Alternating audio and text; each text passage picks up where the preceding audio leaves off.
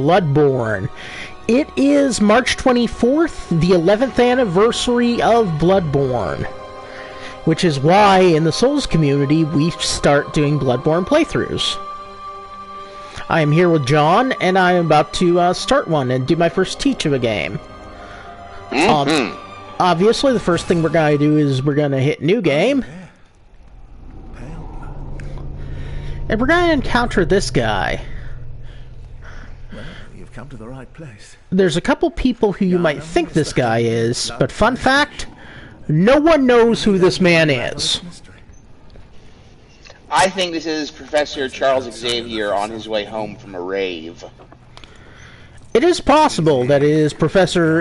that this is DJ Charlie X. First, Yeah. you need a contract.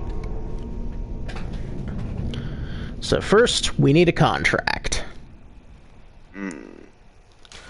Alright, I am going to pick Origin first.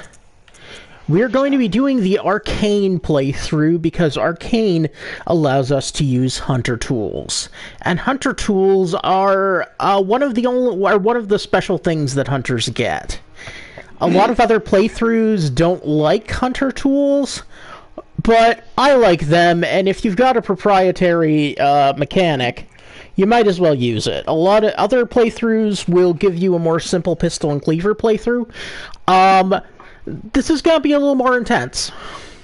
And there's going to be, it's going to be perhaps a little more XP hungry, but the results are going to be more engaged with the things that make Bloodborne Bloodborne, and I think that's important. I think actually using the cool special arcane technology that Hunters possess is neat. I agree. That does sound neat. Alright, so let's pick a gender. Yes, please. Oh my, yeah. No, it doesn't say sex. I wish it did, because then you could say, yes, please. Oh, I know, That's really I know. funny. That's so funny. No, it is so Also, funny. like, it's also the more relevant question, I think, in, like, official documents. Sex over gender. Because, Yeah. like, sex has, medical connotations in a way gender doesn't. Yeah, medically essentialist connotations, yeah. But okay, do we want male or female, this character? I have no preference. I will go female because I prefer just watching a woman on screen to a guy. Alright, fair enough. Alright, let's go for appearance. Alright, now this is where I'm gonna need to, let's see... Young, mature, or aged? Aged, obviously. Aged, okay. Voice. Young no voice? preference.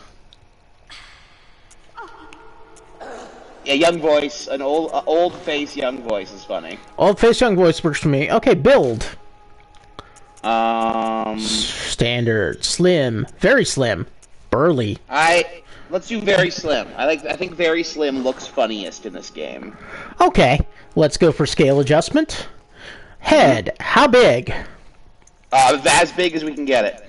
Okay, max head. Max head. Max head room. Alright, so we got max head. Chest. I want chest tiny, abdomen tiny, arms and legs huge. Okay, arms and legs huge. Got it. We need some big, beefy arms, like Trogdor.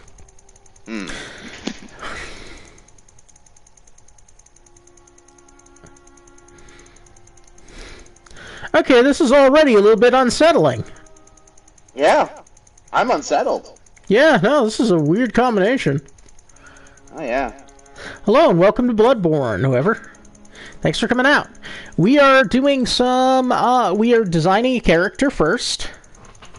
We have chosen Cruel Fate because Cruel Fate is the one with the highest arcane, and we're going to be doing Arcane because that engages with the most mechanics in the game. And I believe during first playthrough of a game, complexity be damned, we should be engaging with all the stuff the game does. Alright, sounds good. Okay, base skin color. Skin color isn't funny, we shall just use the one that they gave us. Okay. Sure. Okay. Skin tone. Again, no, I don't want.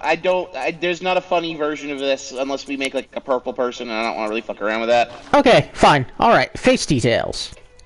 All right. We can hit similar face like you know the similar face trick. You've watched Monster Factory. Yeah. How many are we similar facing? Oh yes, I want you to hit similar face at least 69 times. Okay.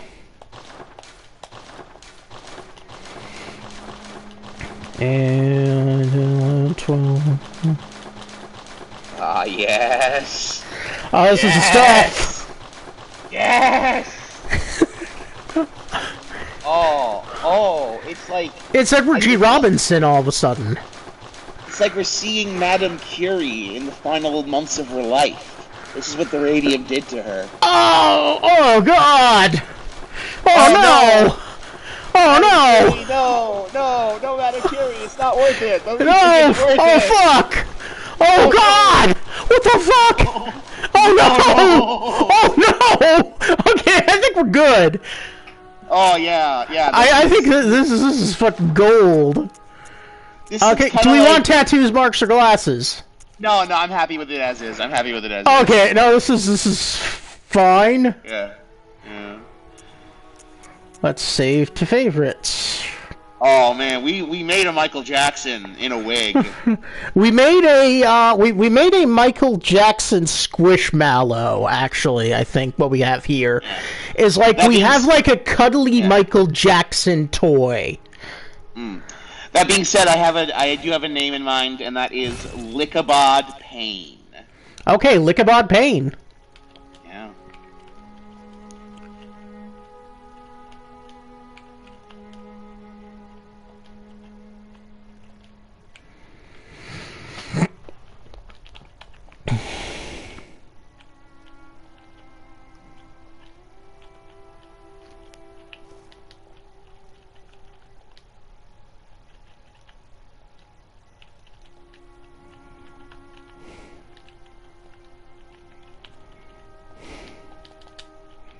There we go, with 3 ends.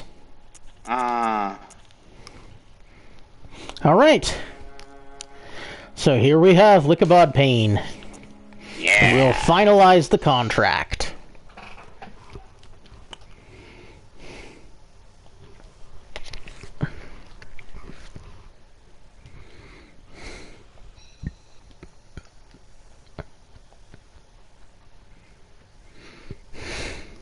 For this ice blue monstrosity.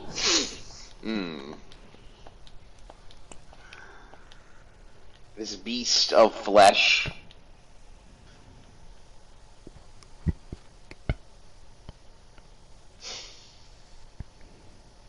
Good. All signed and sealed. Now, let's begin the transfusion. Oh, don't you worry. Whatever happens, you may think it all a mere bad dream. Okay. So this guy's got us under. He's laughing maniacally, which is what we want from a medical practitioner who's just given us a... Who's just given us an operation. Yeah, we generally want them to be laughing maniacally while they do this. Yeah. I'm about to see some book. Oh no! A shitty dog! Floor dog! Somebody ordered a floor dog! Man. No, I don't know what that is. Why is there a dog in the floor? Why is it so shitty? It's such a shitty dog. Fortunately, this dog is on fire. Nice. Someone set the dog on fire.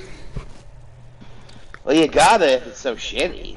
Try to set the dog on fire. And, oh no, little monsters. Yeah. Here we got some tiny monsters here. Yeah.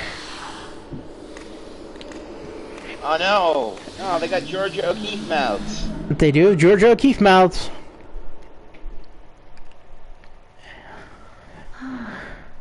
You found yourself a hunter. There's a mysterious, sexy Eastern European voice. The best kind of voice, really. Mysterious, sexy Eastern European voices? Yes, I'm a fan. Yeah. All right, so there are some. You're gonna find some notes on the floor regarding how to attack and such, but I'll just tell you how to attack. You don't need to worry about that. First of all, you're gonna hit R3 for a lock-in. Handwritten scroll. Seek pale blood to transcend the hunt. Of note, scroll implies, based on the translation of this game, that it was written by you. So you yourself wrote "Seek pale blood to transcend the hunt." So we hit R1 for our karate chops. We hit R3 to lock in. We do a charge punch by holding down L2. By holding down R2. R1, R2, R1, R2. R3 for the lock-in. Let's open the door. Why does our fist glow when we punch? Because it's charged. Nice. So if we charge our punch, it deals more damage. But it takes time to charge the punch. Like so you generally want some sort of strategic advantage or some space made before you charge a punch. So I'm going to creep around here because I hear a noise.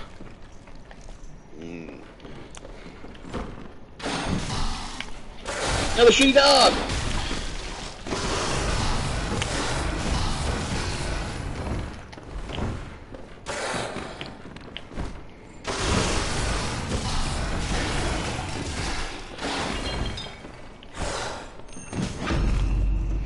If you do a charged attack from behind, you do what's called a visceral. A visceral is a backstab, and then you reach in and, oh, bloodstone shard already, that's real lucky. Nice, yeah. Oh, that's so good. That's an upgrade material for weapons. That is the best, that is the rare drop for this particular monster. Also, I thought just occurred to me, based on this conversation we've been having, I don't think the character is popular enough to make it happen, but just from a fitting the formula aspect, Iron Fist would make a great Soulsborne game. Iron Fist would make an okay Soulsborne game. You could have him, like, absorbing the chi from bosses, and that's the equivalent of Mega Manning their stuff, or getting items from them. I guess that's true. Yeah. So now we go out here, and we see items. We have Quicksilver bullets now. Quicksilver bullets are fire from our gun. Right, if only we had a gun. Yeah. That is closed by a device. So Quicksilver bolts are for fast werewolves, right? Yes. Triangle, we use our blood vials. The blood vials heal. Now, the little These are notes on the ground. These are notes from players. You're in the know, right?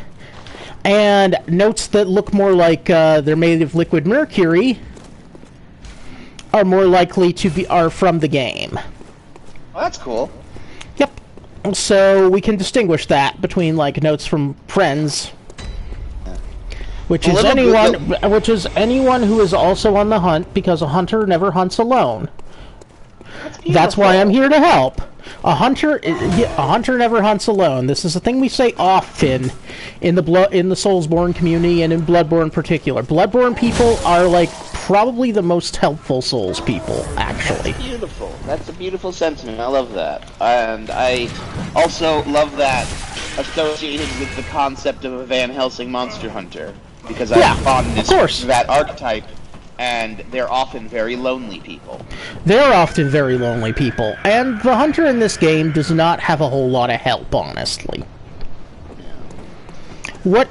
So, when we have a red lantern here, that means we can talk to someone at the window. Oh, that's good. Alright. Well, that's better what a red lantern usually means. Oh, this dickhead just killed me. What an asshole! Sometimes guys can go up the ladder if we do not move fast enough.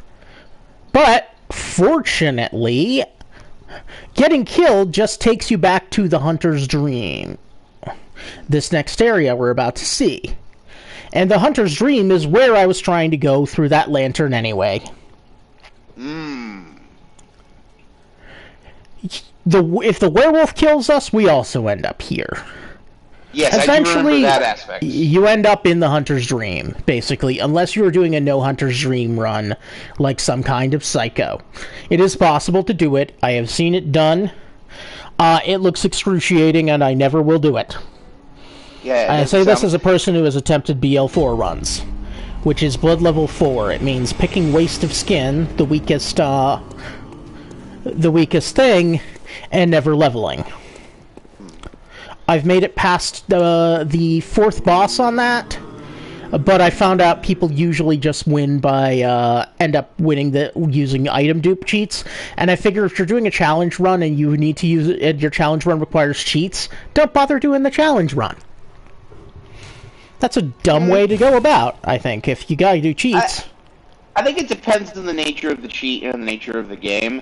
Like, if it's a game... Well, like, for example, if we're talking... When you say cheat, you just mean, like, an exploit of what's already in the game, not, like, a mod or anything, right?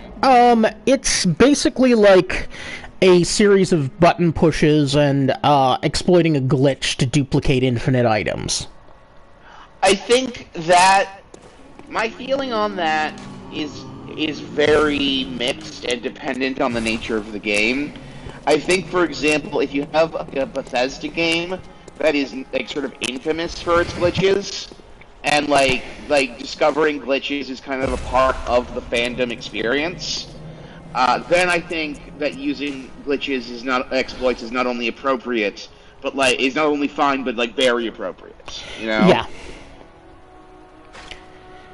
So, but basically this one is, the Soulsborne challenge runs are so much about, like, raw ability and raw speed and stuff, that, like, if you're testing your raw ability and raw speed and you're still cheating to get infinite items, like, what's up there, you know? Yeah, even then, though, like, I would say infinite item glitches are, like, some of the more lame ones. Like, the glitches that I usually find interesting in, like, in challenge runs are, like, ones where it's like, oh, if I, like, lean up against this wall and go into my inventory at just the right angle, I can sort of clip into the next area. Yep. This is Father German. Yeah, isn't he the guy who we were in a contract with? This will be your... He is actually not. Oh. The Blood Minister is someone else. Gehrman has his eyes. Oh. He also has a wheelchair and a hat, which is why I assumed. Yeah. Oh no, lots of people have wheelchairs in this world. This has a lot of disability rep. Some of it less than favorable, I will admit. But there's a lot of disability rep. Okay, so these guys, the messengers on the stairs, offered a series of weapons. I picked pistol and saw cleaver. But I will not be using pistol and saw cleaver. Fuck pistol and saw cleaver. I will be using something else, and we'll actually be able to acquire it in a few minutes. Nice. It's not a thing that's going to be like that's extremely difficult to find. By the end of our first session, we will have it, and we will have it to about level 2 or 3. And we will be able to start, able to start adequately statting for it. And putting a gem or two in there if time permitting.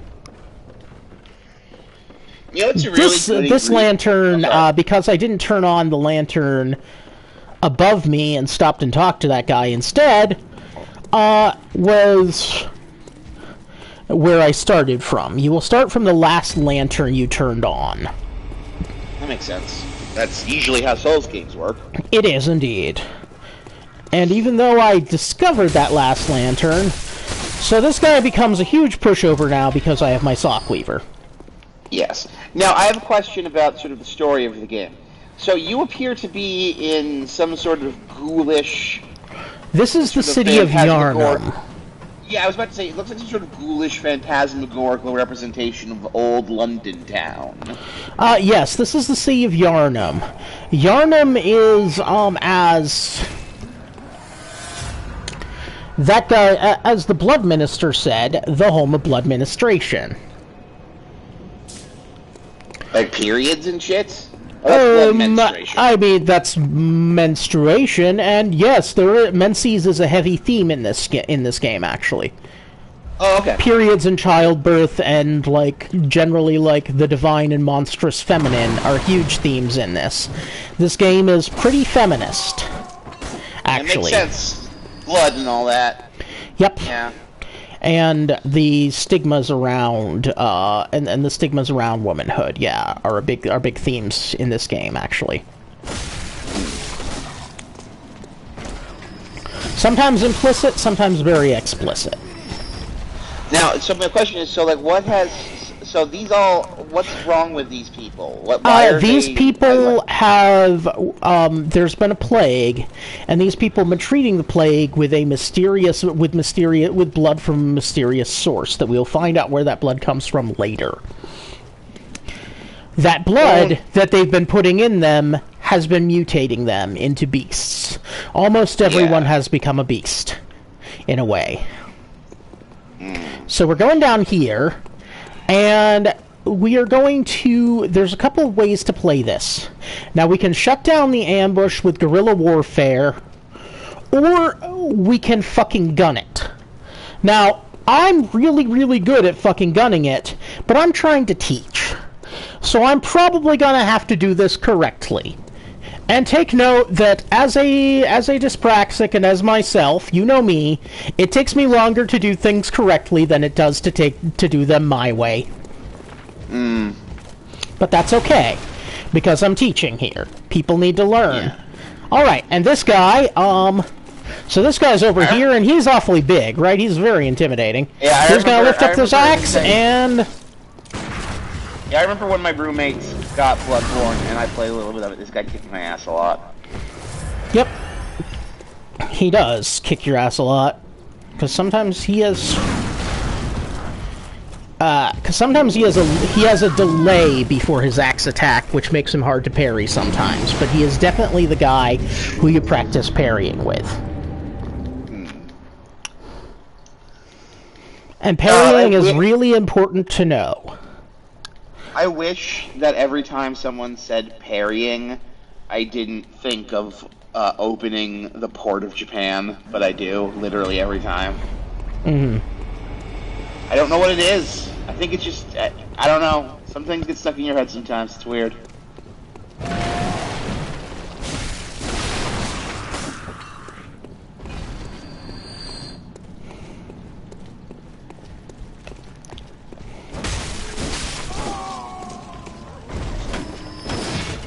Alright, so basically we are in a shitty version of London where everyone drank haunted cough medicine that made them into zombies.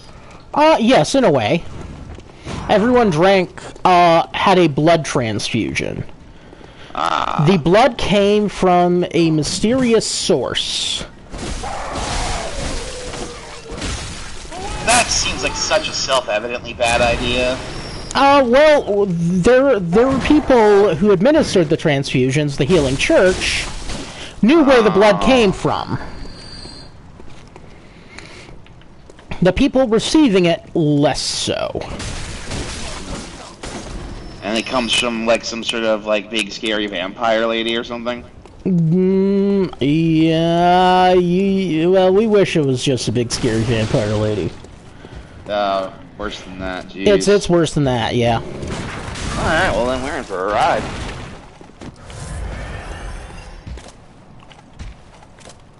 This guy's got my souls, so I gotta fight him. Wow, Jesus Christ, man. You are feeling your oats today.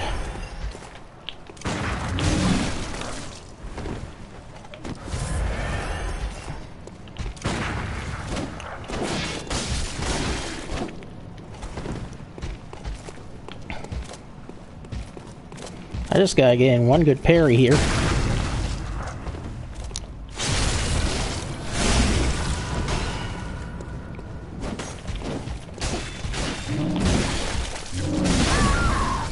Jesus, wow, okay. Holy shit.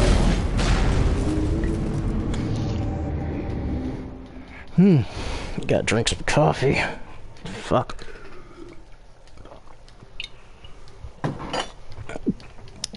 If we shoot too soon or too late, we will miss the parry.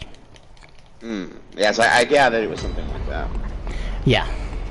It's basically like you need to catch it usually on the up or the down swing. One of the two. And it really depends on the move, it really depends on how fast the guy is in the frame data.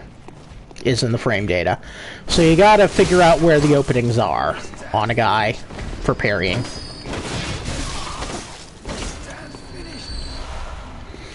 That's 2 more bullets.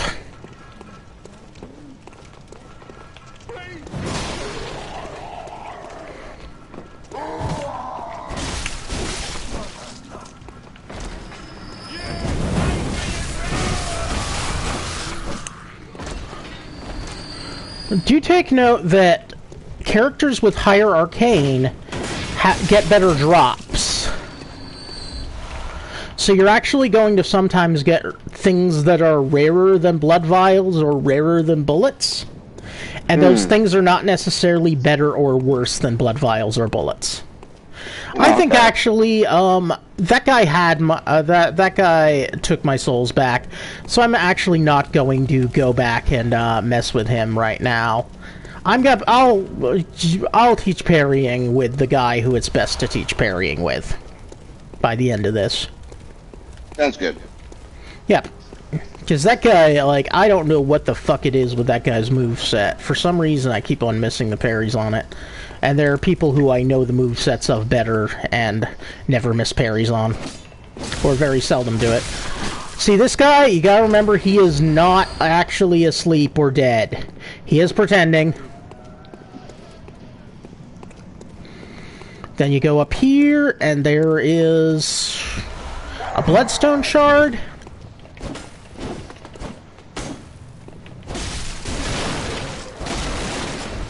And this guy up here. Bloodstone shards are again the thing needed to upgrade your weapon. It takes 3 to get it to a +1. And we are currently at 2 because we got a lucky drop from that werewolf. Werewolves do drop bloodstone shards sometimes. That is their rare drop. I've heard that said. Yeah, I did say that. But it's an important thing to repeat because people need to remember werewolves for farming purposes.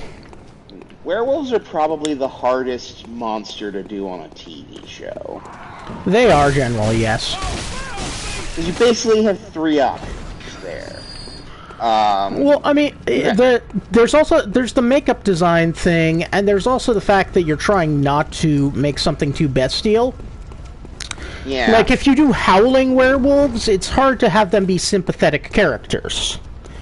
Well, if you have, like, 8-foot Rick Baker Krynos fuckers, like, you're gonna have a hard time winning over an audience and making them think, like, oh, this guy's usually handsome, but right now he's an 8-foot Rick Baker Krynos fucker. But no, you're still gonna have trouble with that. Yeah, because the way I see it is that you have 3 basic options and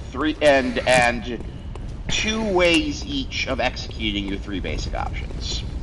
You can either do like a Krynos form situation, which has the problems you mentioned. It also has the problem of it's a hard makeup effect. Like if you do it in makeup, it might look stupid, and if you do it in CGI, it also might look stupid. Like it's a hard image to get right with TV budget special effects. For sure, yeah. On TV, it's difficult. I mean, unless you actually go back to, like, Rick Baker style practical effects, because the werewolves in the Howling and American Werewolf in London looked really, really good. Yeah, but those are movies. They're movie budgets. I'm talking about TV. Yeah. And I think that Buffy's a good example of that. They tried to do that on a TV budget, and they just kind of look like weird little apes. I mean, everything looks like a weird ape on Buffy. Well, yeah, because they're reusing a lot of prosthetics. Yeah. I mean, and that's one of the sad things about having a television budget. And not necessarily having the, having the effects expertise of a Rick Baker or a Stan Winston or something, who were the people who we know as the ones, like, who made werewolves viable. Because those guys are expensive. Because they're so expert. Because they're experts. Experts are expensive. That is true. Experts are expensive. And then there's two other ways that you can do werewolves. And one is the easiest way, and it's also the worst way, which is to do a Glabro. Yes, I agree with that. The Glabro form is one of the more disappointing ways to do werewolves. Yeah, and that's what Supernatural did, where like when you turn into a werewolf, you just got claws and fangs and weird eyes, and otherwise you're insane. Yep, and you're kind of swole. You're kind of swole. But sometimes they just got a swole guy to just do it, you know? Like, oh, this guy's just already swole, and we just gave him big fangs and claws. Ah, shit, okay. So when you land from that shortcut, occasionally you will get mauled by dogs if you do not kill them while they're in their cage. Hold on, I will be right back.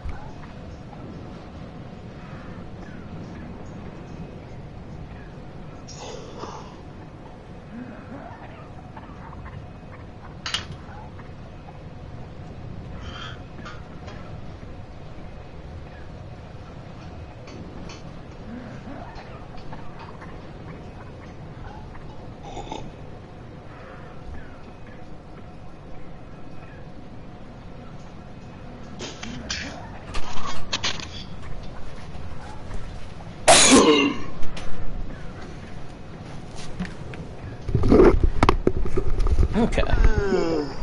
Alright, so now we have, once again... Yeah, and the final option for live-action werewolves is lupus form. It's just, it's literally turning into a wolf. And that, I think that solves the problem that you mentioned earlier of, like, wolves can both be scary and endearing, depending on how they're filmed. You know? Yeah. And, obviously, it's gonna look good because it's just a real animal, but then there comes the problem that they have to work with animals. And working with animals sucks. Yes, that is true. Yeah.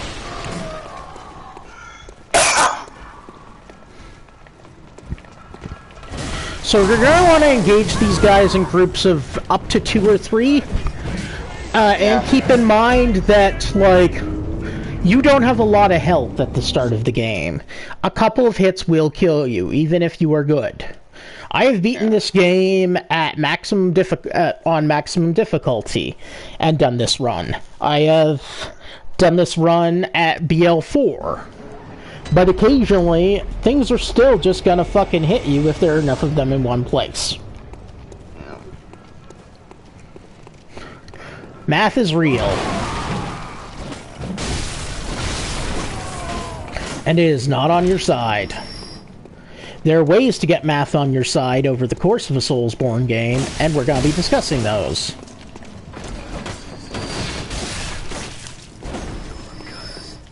The Arcane build is actually a lot about mathing things to death. Because guys who die in fewer hits are there to kill you for less time.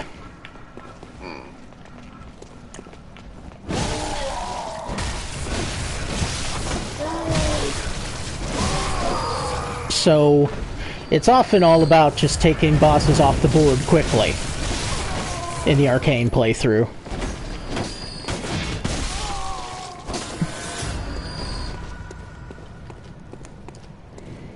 There's still going to be the finesse and still going to be the footwork of skill and strength people, but it's not going to be. It's not as much about like prolonged slogs and trades. It's about good footwork and competent bushwhacking. I gotta say, that guy's placement is actually pretty interesting because not too far away, further up the path, there was like some statues at that level. Yes, oh, I know. Character. Yeah, it's awesome. They do good environmental storytelling. That guy is... these people do have, like, kind of a feral bushwhacking skill, basically. They are kind of, like... Honestly, that's the thing is... Kind of like... They're kind of, like, skilled and primitive and cunning. Because they've regressed. Yeah, you keep saying bushwhacking, I gotta say that... Like, the weird zombie people in this game are giving off strong Australian vibes. Oh yeah, for sure. And I mean, that is their clothing. Which is the clothing of the clothing of British convicts and British lower class people from Victorian times. Yeah, Australian fashion grew out of, you know, the convict, out of, like, convict aesthetics. So when we see Aussies and traditional Aussie wear, we see things that are kind of rooted in lower class English fashion. And Irish too. And Irish fashion, yes. You cannot forget how many Irish people were sent to fuck off to Australia so they wouldn't be a bother anymore. Oh yeah, many. Many Irish people were sent to fuck off to Australia so they wouldn't be a bother anymore. The Irish were kind of generally regarded as a problem. I know. Yeah, it's not good. No, it's not good. Which is why it makes me really, really angry when, like, Irish people get racist. Yeah. Because we are so recently white. The Irish.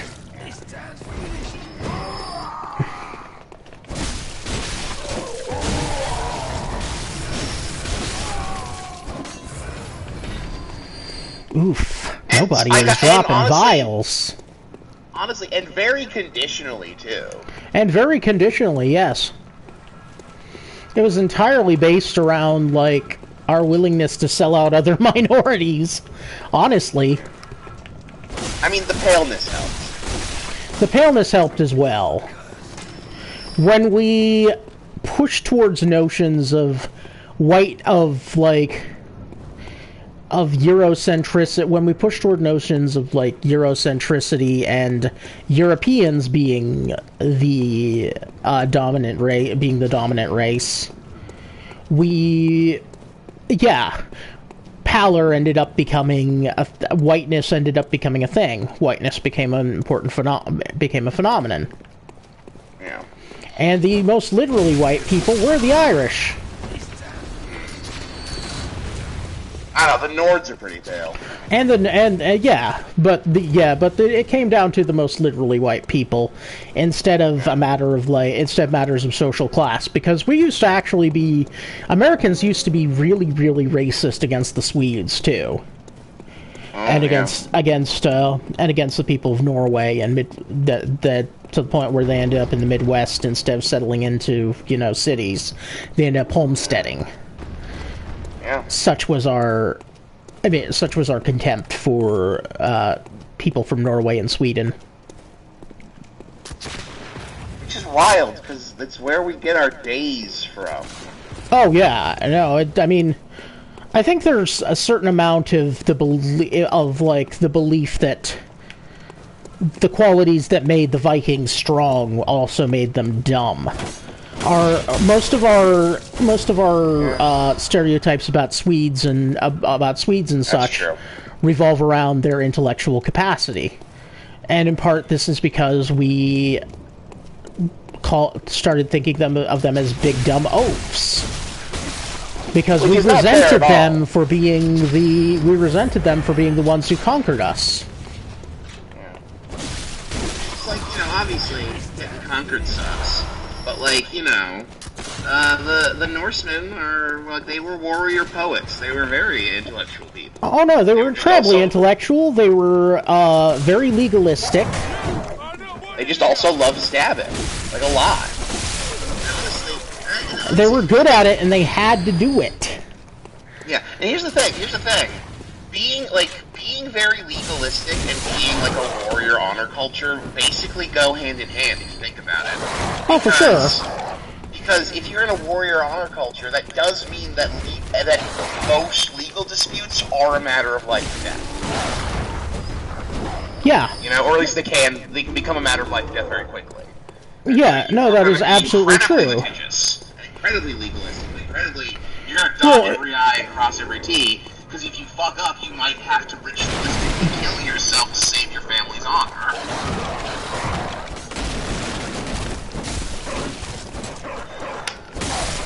There's also the fact that you need strong rules of engagement when your life is so potentially violent.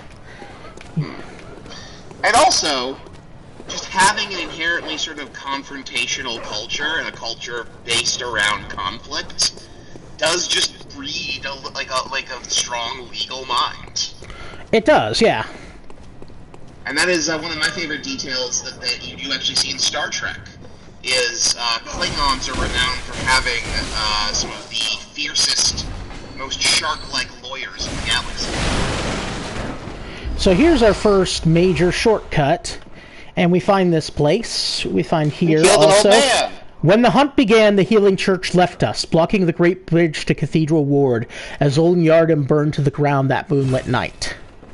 And yes, I killed an old man in a wheelchair. As you can see, old men in wheelchairs are incredibly common. And not to be trusted. And generally, yeah, in this game, they are less than trustworthy, yes. Oh shit, that was another Bloodstone shard. Okay. We are in business. Oh fuck, that is 3. You can make your weapon better. I can make a weapon better, because I'm not using this weapon, though. Oh, you're gonna wait till you get a better weapon. I'm gonna wait till I get a better weapon, and there's one right around the corner.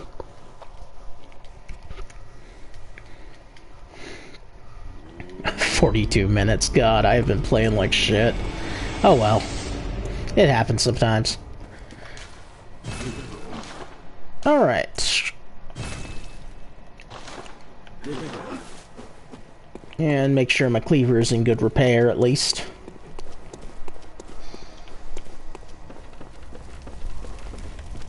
Also, fun fact, in the Klingon legal system, determining motive and state of mind at the moment of a crime is of paramount importance, because that is, in many cases, how you determine if something was honorable or not, is if you had doing it for the right reasons. Yeah. No, that does make sense, because yeah, Klingons are very motivation-minded. And very, about a person's personal philosophy and a person's values, and how a person carries out their values. Uh-huh.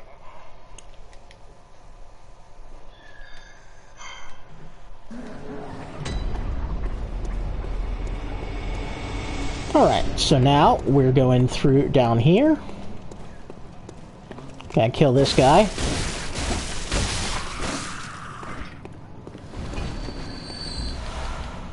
Oh, he's got bullets. Wow, I am loaded with bullets. I've been getting bullets, but not vials, a lot. Possibly, again, because high arcane sometimes means you get the rare drop instead of the common drop. And this can be for the better when you're hunting for upgrade materials, but can be for the worse when you're hunting for vials and common shit.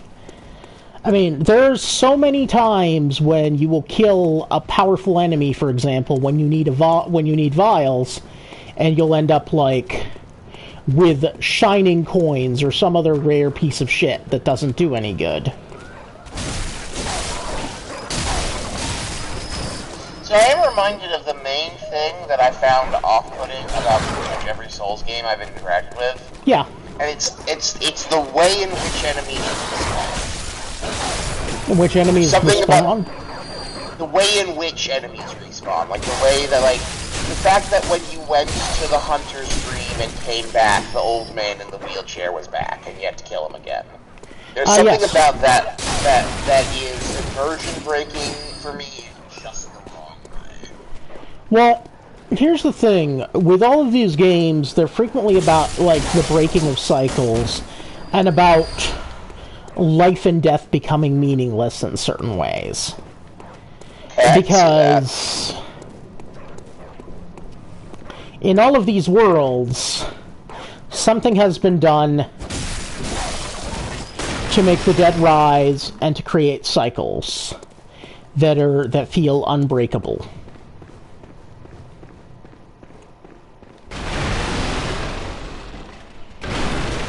So I'm wandering around here and trying to be subtle to avoid getting shot at. Trying to be subtle, you say, as you just smash through several barrels. I said trying. That way, that makes some sense. Makes thematic sense. It is interesting.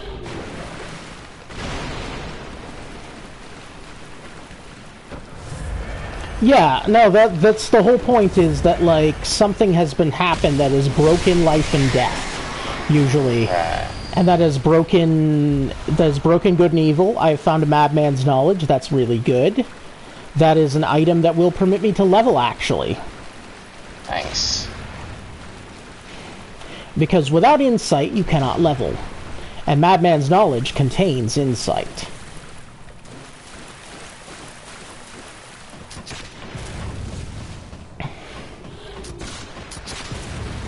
Ah, jerk. Dick. And now something's going to happen in the Hunter's Dream. I unfortunately did not land successfully where I needed to go to pick up my weapon. Oh no! That was why I fell onto the ground in the wrong place, and why I ended up, like, flopping around in the sewers. Unfortunately, the thing fell on the platform directly above the sewer, instead of on the sewer. But that's okay, I will find the item that I need, and because this item is the cornerstone, I want the cornerstone of this playthrough for quite a while. It's nice, though, that we can get it so early.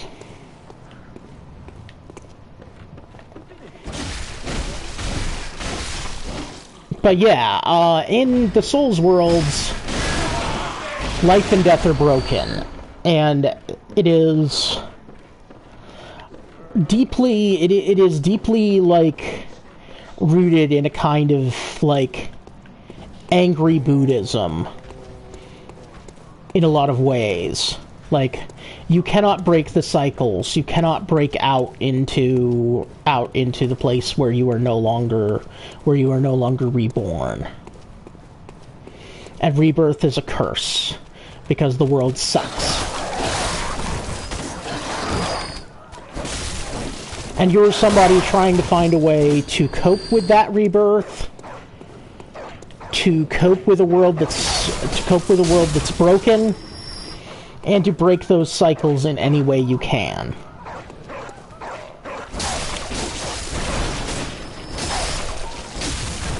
In Bloodborne, we keep on going back to the Hunter's Dream, and emerging out from the Hunter's Dream. Because we are stuck, and all hunters are stuck. And the world is stuck as being part of and connected to the dream of the hunters. The nightmare of the hunters, actually. Right. So you're damned until you can find a way to break the cycle. And the way we break the cycle is interesting, and the way we choose, because there are a few choices we have that we can make on how to break that cycle. Some of them are better than others.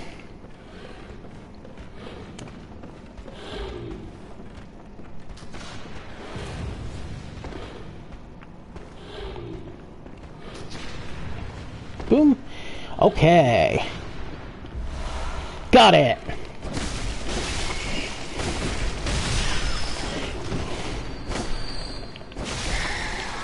Instead of a saw cleaver, what we have is now a saw spear. The saw spear looks weaker right now, but it will end up getting stronger because it scales better with the stats that we've chosen, that we'll choose. Gotcha. That makes sense. The Saw Spear is more of an arcane weapon than the Saw Cleaver. It will scale. It scales better for magic-y, nerdy people. And this person is kind of a magic-y, nerdy person.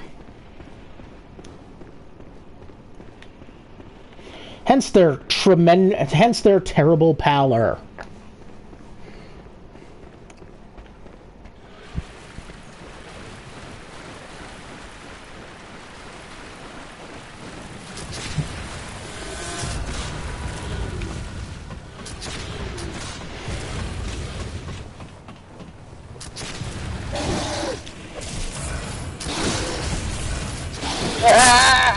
Damn it! Oh, fucking hell! No, that was hilarious. You're correct in saying that was hilarious. Now, see, what I should have done was prep the backstab there.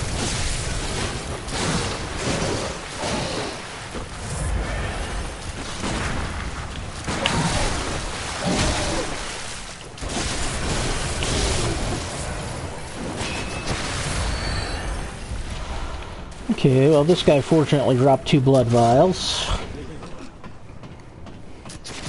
Which is good, because I'm gonna get shot for no fucking reason on my way up the ladder. There are occasions where this game is less than sporting, I will confess.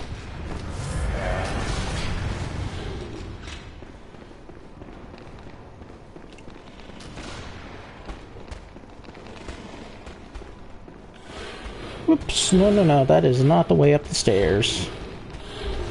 Oh, cold blood too, thank you. I like that.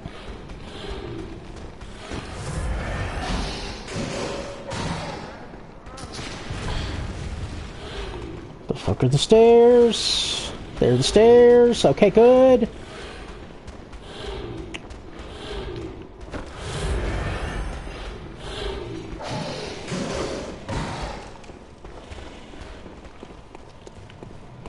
So yes, this did just cost me every vial I had, but I have escaped. And I have the saw spear. So I am better off. Fortunately, I can procure more vials in various places and from various creatures. And we'll need to. Because our next step is going to be taking on a boss. Oh boy. Real life job creator. A real life job creator. A real beast of a guy.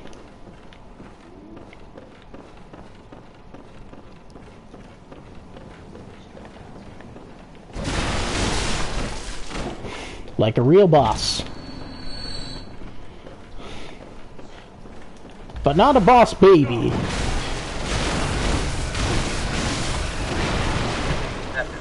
Although I will end up having kind of a contentious relationship with babies over the course of this game.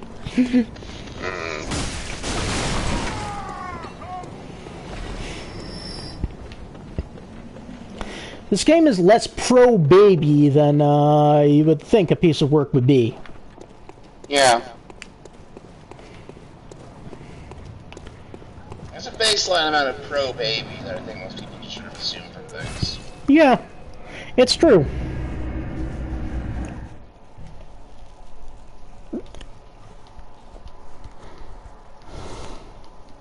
I actually watched Boss Baby. It's really good. I imagine so. Oh, right. I forgot to do the thing.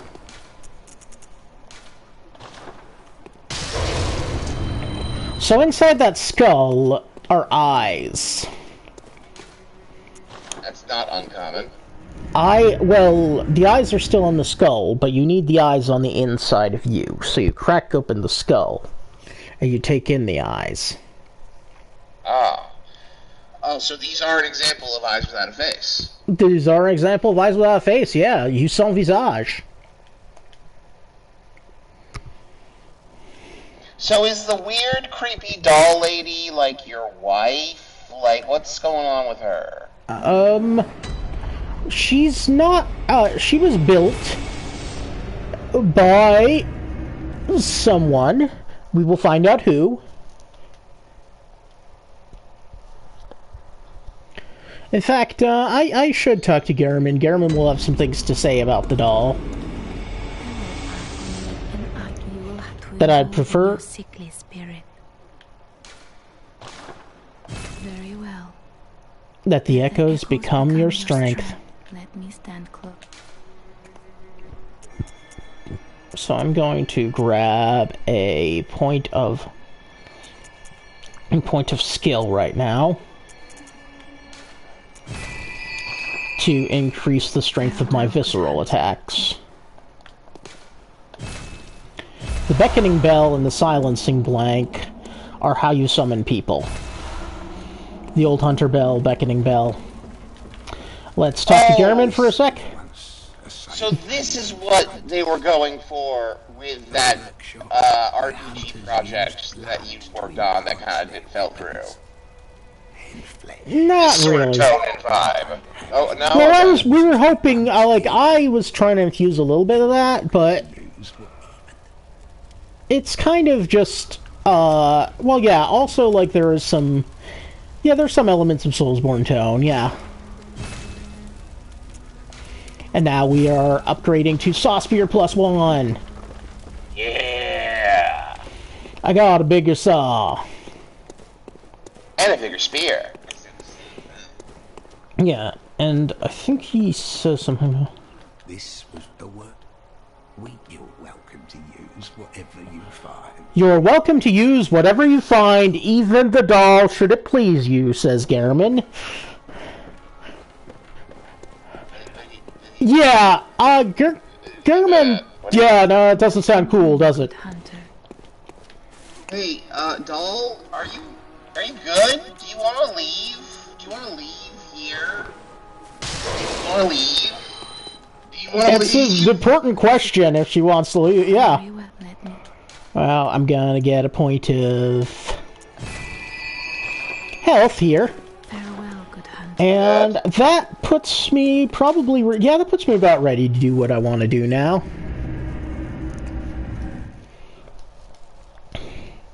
I can do it. I can do it 12 times. Yeah. That's what 12 times a day man would say.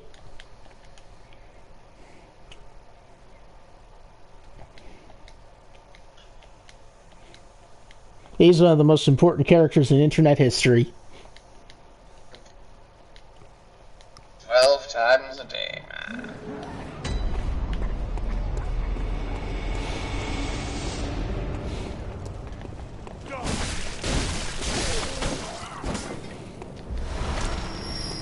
Blood vial. Good, I like those. Oh god, do I have one vial? Oh, I should do something about that. Okay, I think we need to take a mild detour.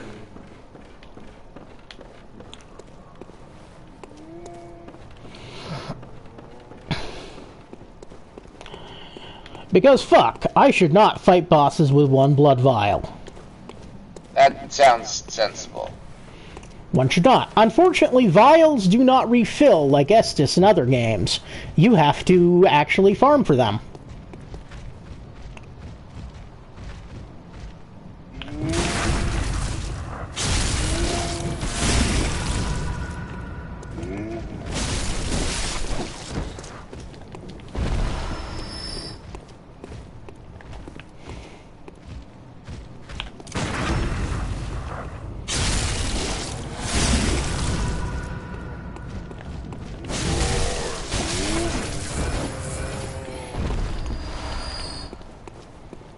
Yep, there we go. And those guys will show you a lot about how to parry. Just fucking shoot them at the right time. Raise the brick. Monday, I guess. Shoot them. Yep. Yeah, a lot of the standard enemies also have big Solomon Grundy energy. Yeah. Yeah, there's a lot of Solomon Grundy-ish guys. There's a lot of, like, just very basic Gothic dudes, of various kinds, in the early places. Will this remain just basic Gothic forever? Probably not. So those guys, those brick trolls, are very easy to parry and carry around a lot of vials. So I'm gonna do one round of killing them and one round of killing another of the old men, because the old man has bullets for me. I wonder if anyone's ever made a sex with dog mod for Bloodborne. Yes, of course they have.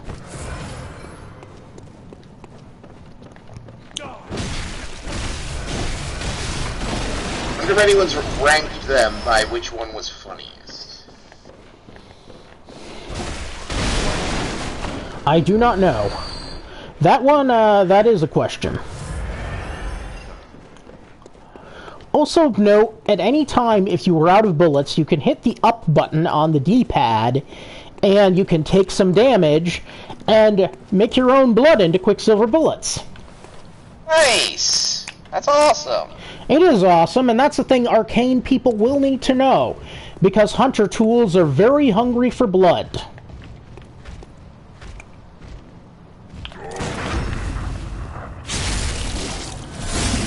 Hunter tools need their Quicksilver bullets.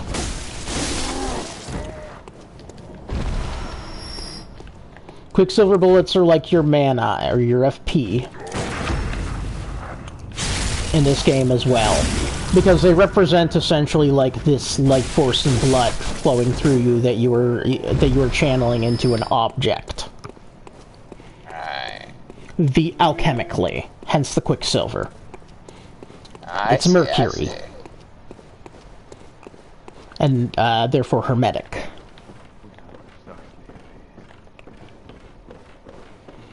Now I have 10 vials. I feel comfortable walking around with 10 vials. I feel comfortable as soon as this guy dies. And I'm gonna get his friend too, who's hiding over here. I know you're hiding over here, man. You got any vials? Nah, you ain't got no vials. You ain't got no vials at all. Stupid little shit. One vial. Now we run over here. Past these jerks. Suckers. And now we're safe. We've crossed this bridge. Yeah. What?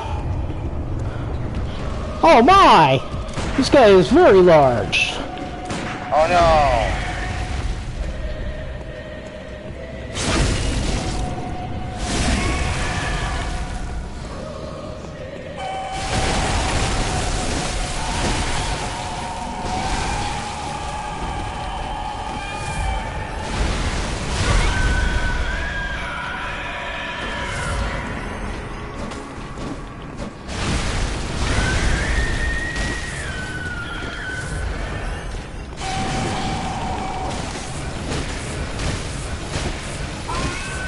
The worst enemy in this fight, as in many Souls boss fights, is the camera. Because getting behind this guy is, like, really, really good. Unfortunately, you don't always know when you're behind this dude. Yeah, his ass does sort of look like his crotch. Well, I mean, that's not even entirely the problem here. Okay, so this guy has not grown back his head after I blew it off.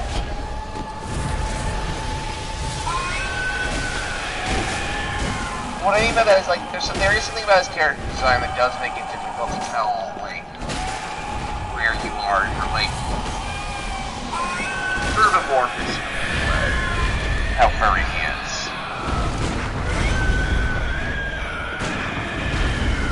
Oh no, he's still missing his head, unfortunately. And it's gonna seem like a weird statement here. Like, you would think I would prefer him be missing his head, but no, he didn't grow it back on time. Oh fuck, I died to the fucking cleric beast. This is horrible. Ugh, gross.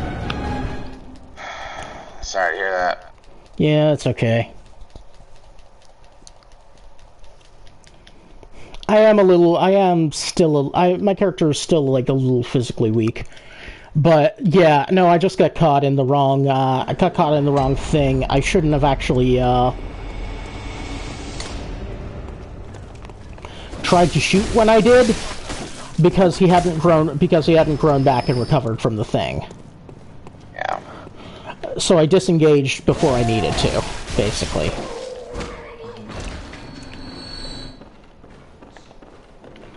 But it's okay, I get him. I should probably still kill the brick trolls again, though, to get some extra vials on me. Yeah, that's a good idea. Yeah, the brick trolls are good for that stuff.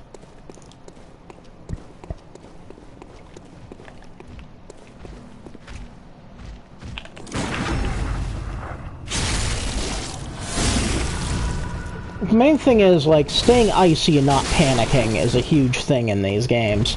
So if you get, like, a little overwhelmed or a little confused, sometimes you will make really dumb mistakes. Yeah. The main thing is to just have a certain amount of just, like, frisson to things. Because otherwise you're very likely to miss parries and stuff like that. Yeah. So staying frosty matters. You gotta stay frosty.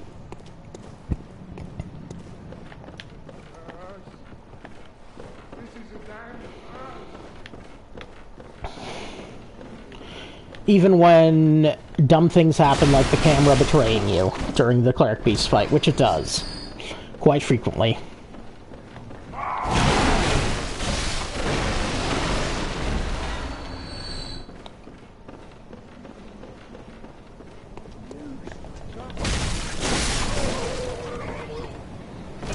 Okay.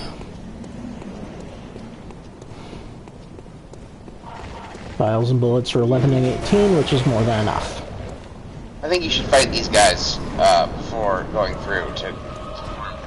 Oh no, that troll actually has a tendency to luck out because he is surrounded by those crows. And the crows will affect your lock-on in very negative ways sometimes. So they make the parry hard. It would otherwise be a great idea.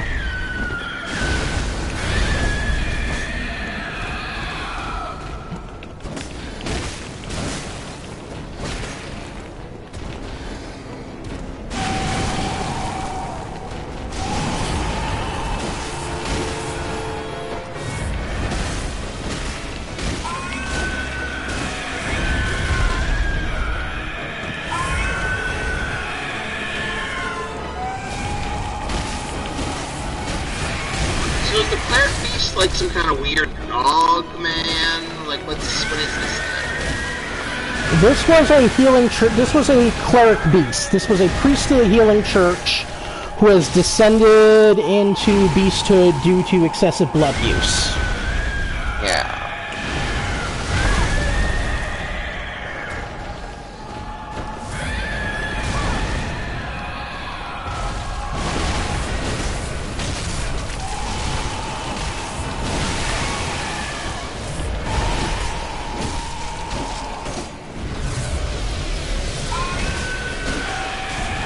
Kind of looks like if Goofy, like, tried to enter the third dimension from the second dimension, but got stuck halfway.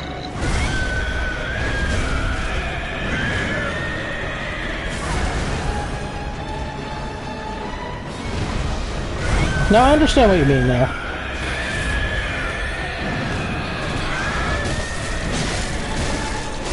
Just stick to the legs.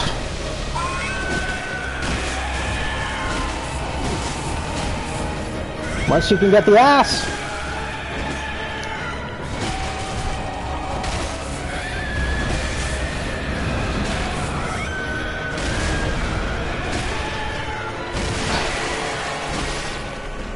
Okay, there we go. That's about right.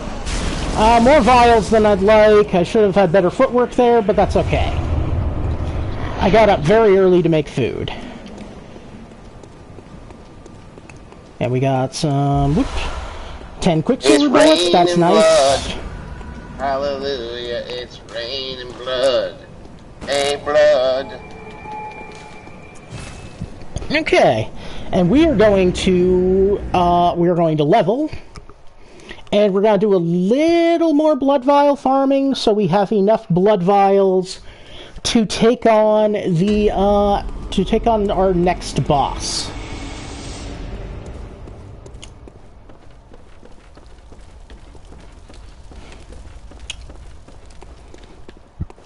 Oh, where'd Fuckface go?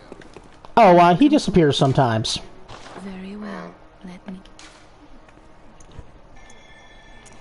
Talk to her for a little bit. See how she's doing. Oh yeah, no, I could definitely do that.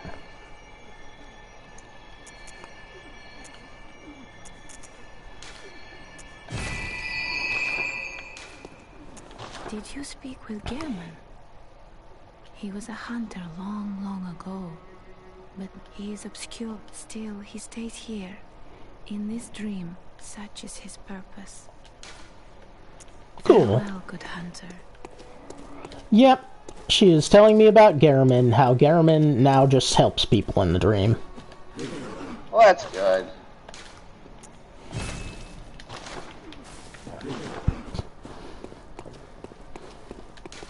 And he used to be a hunter.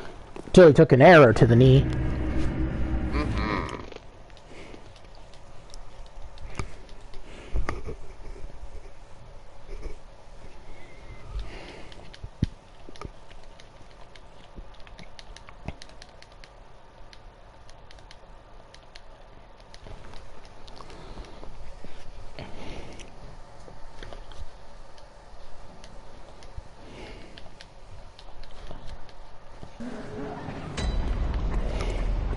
Bloodstone shard. It's more than good. Right. Oh yeah, that's when... Yep, they will explain the items in between things in Souls games. That's pretty standard. Yeah, it's a really fun... Those screens are really funny sometimes because you receive, like, some of the most disjointed and decontextualized shit. Like... It's like, oh, this is what the Rosmarinus does. Cool, I was really interested in the Rosmarinus. I've been playing for 6 minutes and just got killed by villagers 30 times. I really, really want to know about what a Rosmarinus is. Rosmarinus sounds like a dude. Like a guy who works for, like, ESPN or something. Yeah. Oh, I'm Rosmarinus. I'm here to talk about soccer or something, you know? No, it does sound like he's like an ESPN man. Oh no, I'm parrying on stairs! I'm an idiot. Fucking hell. I attacked those guys from the wrong angle. It's important to remember the right place to attack people from, and the wrong places to attack people from.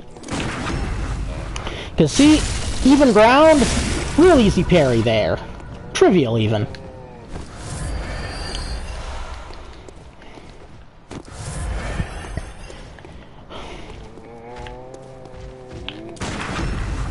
See? It's really easy. But when you try and parry them on the stairs, it's a really bad scene. So I gotta go back and do this a couple more times. Not too many. Not as many as I will be doing in farming streams. When I teach people how to farm better. This will not be my farming area for very long.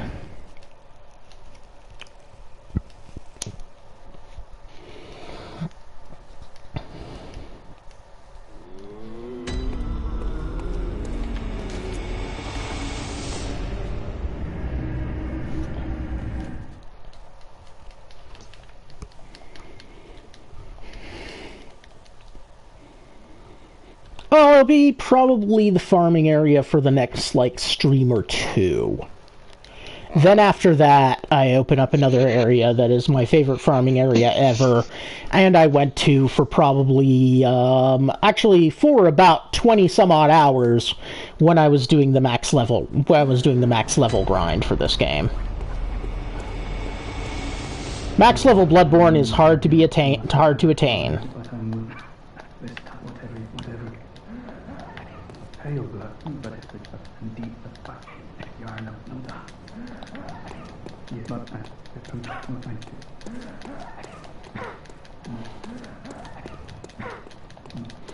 Oh, this guy used to give you a thing. I guess that got patched out, weirdly enough. Oh, weird. Yeah. Vial.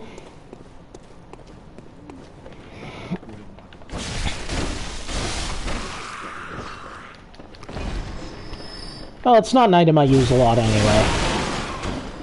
It's good for cheesing certain bosses and for some dumb shit that you can do, but, like, it's mostly not, like, integral. Which item? To have the flame sprayer. The flame sprayer, just allows you to hold down the button and you spray flame until you run out of bullets. And that sounds cool. And it is in certain ways, and it does scale with Arcane. But, there are better things to do with your bullets. Like parry guys.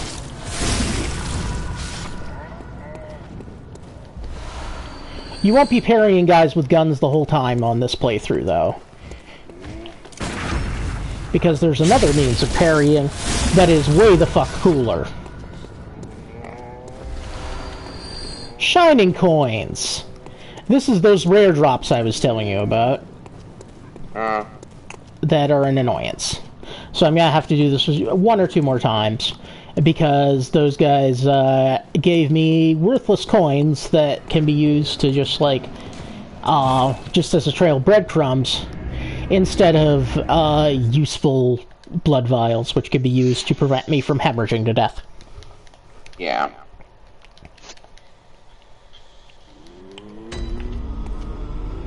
Hey, doll. I can use this money to buy 5 blood vials, so I will do that.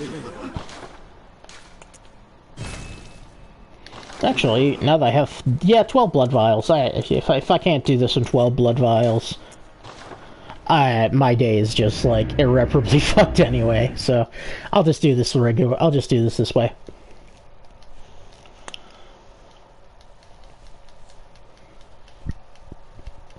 So now we're moving into. We're going back to that room, to that place with the stained glass that leads down to the sewers, because the sewers lead us to our next boss. Ooh.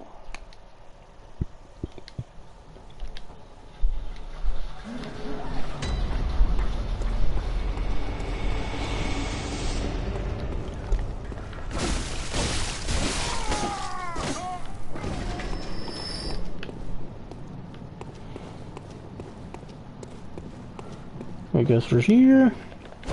Might as well get some more, get another vial, possibly. 2 vials, nice. And some more bullets.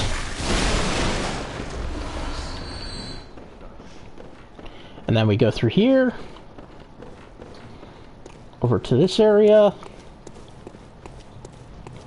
Where we make sure to kill the dogs in the cages, because otherwise they will get out and kill us. There's no not killing the dogs, unfortunately. I would prefer they give us options to not kill dogs, but, like, in the Souls world, you kill dogs. I mean, they're very shitty dogs. Look how garbage those dogs are. Yeah. The Souls world is a world of weird dogs. Bloodborne in particular is a game full of a lot of different weird dogs. The Cleric Beast, one could argue, for example, weird dog. Mm-hmm. I agree. Yeah. The lycanthropes, weird dogs.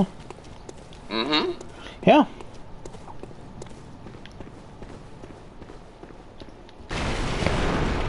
And several of our bosses will be weird dogs.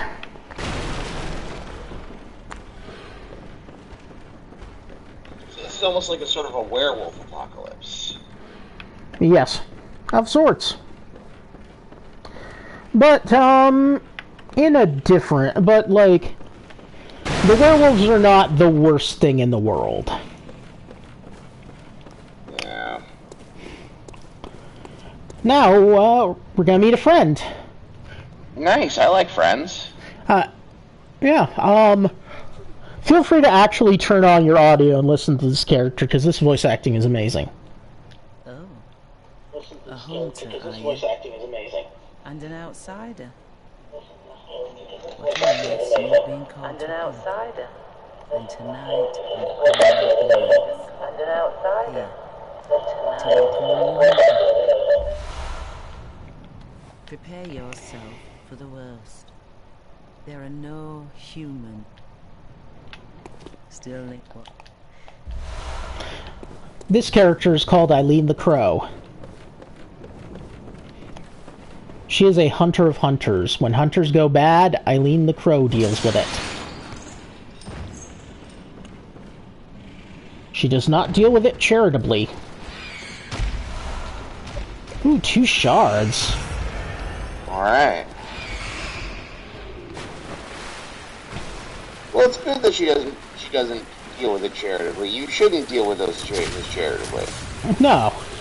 The point, yeah, the hunters are one of humanity's last defenses, and if they can't be trusted, then something needs to be done, because we're fucked, yeah.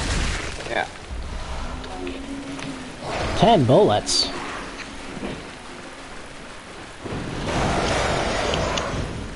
Gentlemen? Gentlemen? Excuse me? Pig? Excuse me, sorry, pig.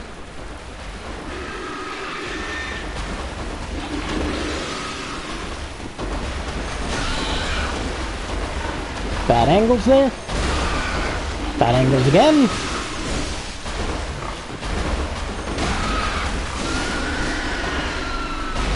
The pig is very easy to backstab, but I got her from the wrong angles. Which is too bad because, well, you're bound to see what happens when I backstab a pig. I don't need to worry about it now. You will totally see what happens when I backstab a pig.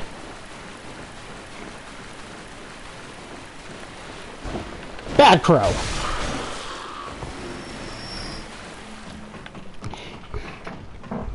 Yours was a subpar medicine show. It is true.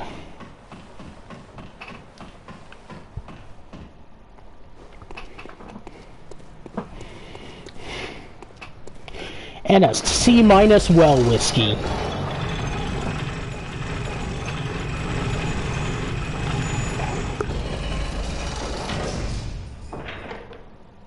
No, I'm being a little harsh on Old Crow there.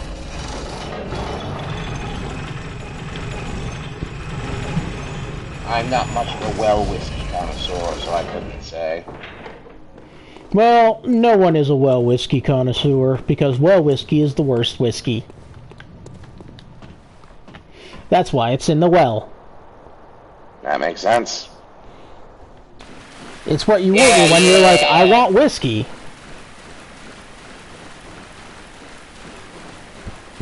And you don't know what whiskeys are. Yeah.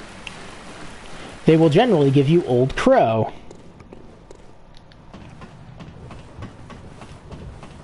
That reminds me of one of the few funny and memorable jokes from How I Met Your Mother. Which is, there was a disagreement about whether or not old things or new things are better. You know, whether or not the old version or the new version of something's better. It was a fairly banal argument. But it was settled with, Barkeep, get my friend here the youngest scotch you have. Yeah. Alright, also, feel free to put in the headphones on this. This is iconic. Okay, let me just turn my mute on so I don't create a feedback loop.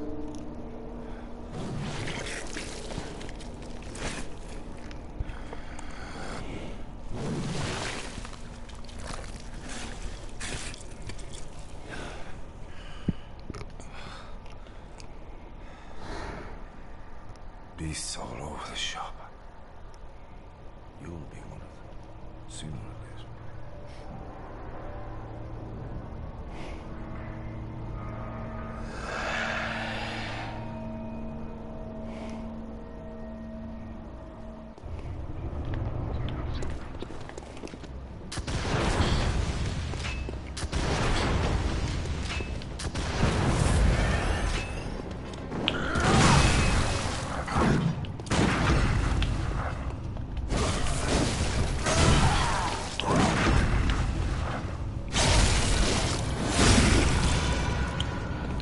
I remember this guy.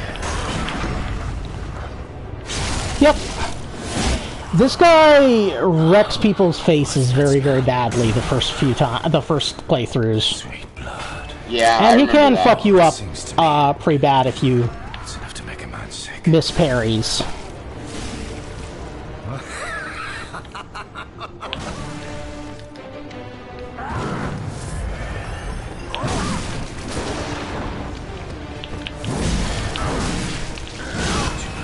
Oh, no, he got me. Shit. Unbelievable. Sorry for your loss of yourself. Yeah. No, it's okay, because, like, this guy can, if you miss your parries, this guy will just rip you to shreds. And I missed a couple of parries.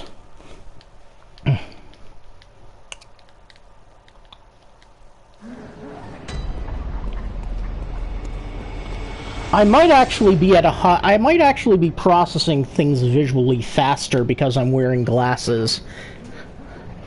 So I might be missing my parries because I'm actually seeing better. Because you were used to it without your glasses? Yeah. I just acquired a pair of reading glasses that has actually proven to be, like, good enough that I don't experience eye strain half as often. Hold on, I'll be right back. Actually, gotta head out myself. I'll be right back.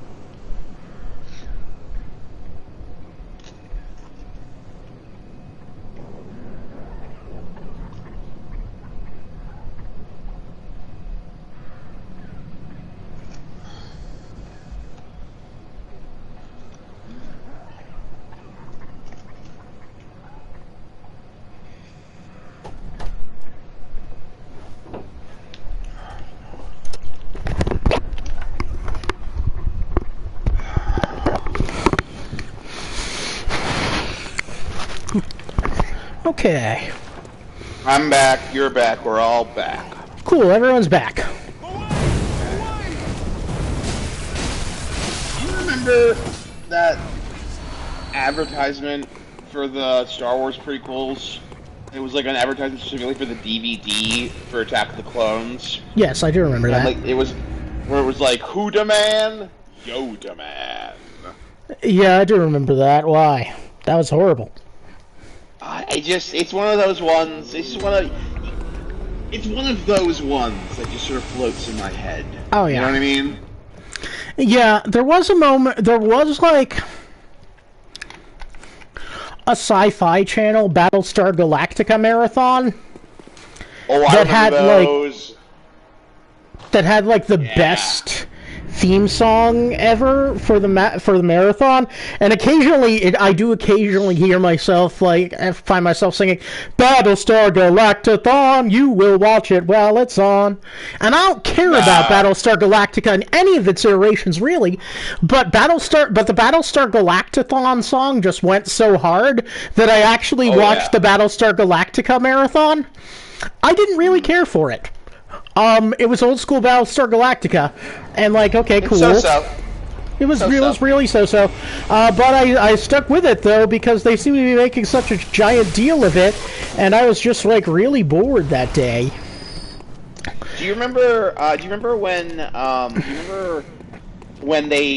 Sci-Fi Channel would have like themed days of the week marathons? It was like Superhero Monday, or something like that. It was like Superhero Monday or like Vampire Tuesday or something like that. I do remember that, yeah. Yeah. I watched a lot of Lou Ferrigno Incredible Hulk on those programming blocks. Oh god, that was a mess. What the fuck? I'm going to go claim 4 more bullets over here, and then I'm going to reset things real quick, and then I will go kill Gascoigne. No. My parries are off.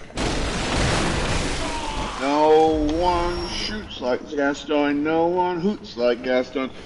No one something and something. Gascoigne, he's a wolf man. Yeah, there's no other guy like Gascoigne, it's true.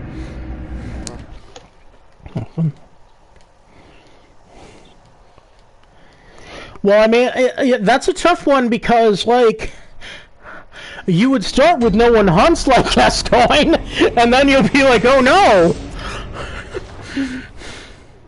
No one punts like Gascoigne? Oh, no one punts like Gascoigne. Yeah, I guess that's true. No one punts like him. Except for people fighting Gascoigne, who he frequently causes to choke. And causes them to punt. Like I did last time. And then, of course, there's only one other option after that, and it's distasteful. Yeah, exactly. Yeah, so that's a tough one when singing There's No Other Guy Like Gascoigne. Oh, no one separates men from the runts like Gascoigne. I guess that's true. He is like a skill check boss. Yeah. Alright. Okay.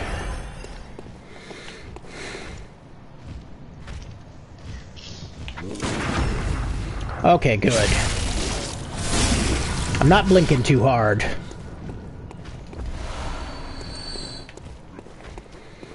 Testing my eye movements. Oh, we did the overhead. That was my problem last time. Quit doing overheads. Makes me mad. I don't care for that shit. I haven't memorized the timing of your overheads, even after all these years, because they're not super parryable.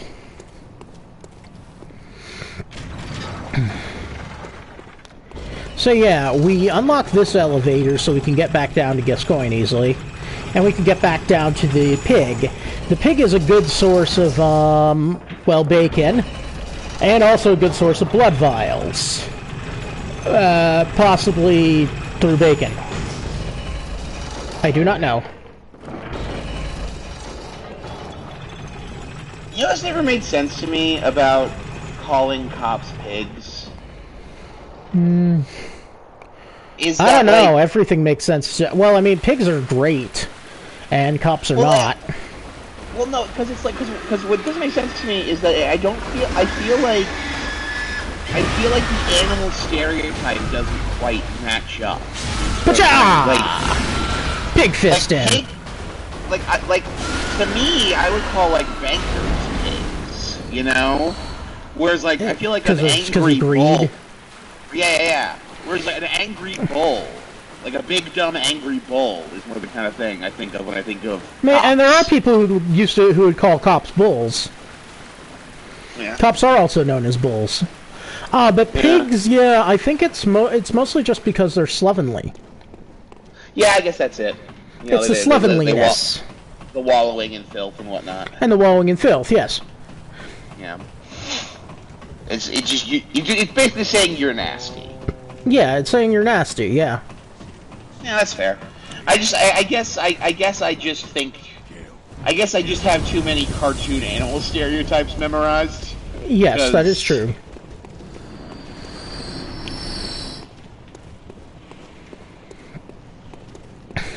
Also, like, in a modern context anyway, bull can sound sexy. Oh, well, it is actually a term for a guy who has sex with a woman in front of her husband. Yeah, I know, I'm aware. I've looked at porn.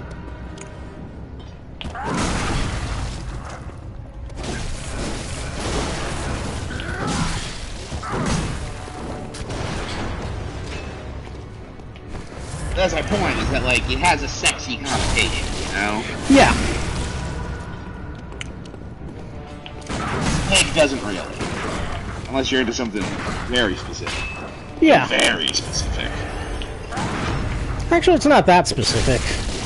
I've known a lot of people who identify as pigs in that way. I mean, that is specific, though. I mean, it's kind of specific. Yeah, I mean, yeah. I mean, you gotta understand my standards of fetish specificity are very high. That's fair, that's fair. Oh no, he got a wolfie. He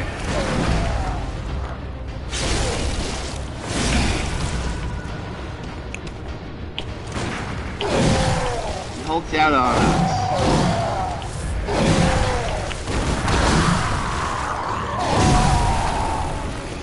Ah, damn it, I got greedy on the parries. You actually don't need to parry that one that much.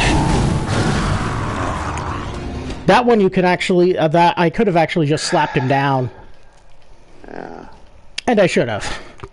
This is an important thing to teach during the teachable moments. Is that don't go flashy.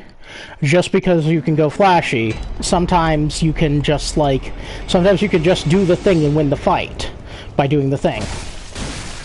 Yeah, you gotta have that Indiana Jones frame of mind. The Indiana Jones frame of mind is basically hunters are Indiana Jonesing. Even with the parries, they're kind of being like, "What? No, I've got a gun, stupid." Because, like, it's just that the guy, instead of a guy twirling a scimitar, is a 400-foot wolf. My first exposure to that gag was actually not in Indiana Jones. It was in the Disney 90s Three Musketeers movie with Kiefer Sutherland and fucking Robin from the shitty Batman movies. Chris O'Donnell. Yeah, Chris O'Donnell. Yeah, because in that one there's a bit where Oliver Platt, I forget which Musketeer he plays, but Oliver Platt has a thing. Oliver Platt is Army. Yeah. And where he's like fighting a guy, and the guy does the sort of like fancy sword thing, and then Oliver Platt just like cuts the rope. Because they're on a boat. He just cuts the rope next to him, and it causes the mask to fall on him. Which is a good variation of the gag, actually. No, it is. It's a fine variation.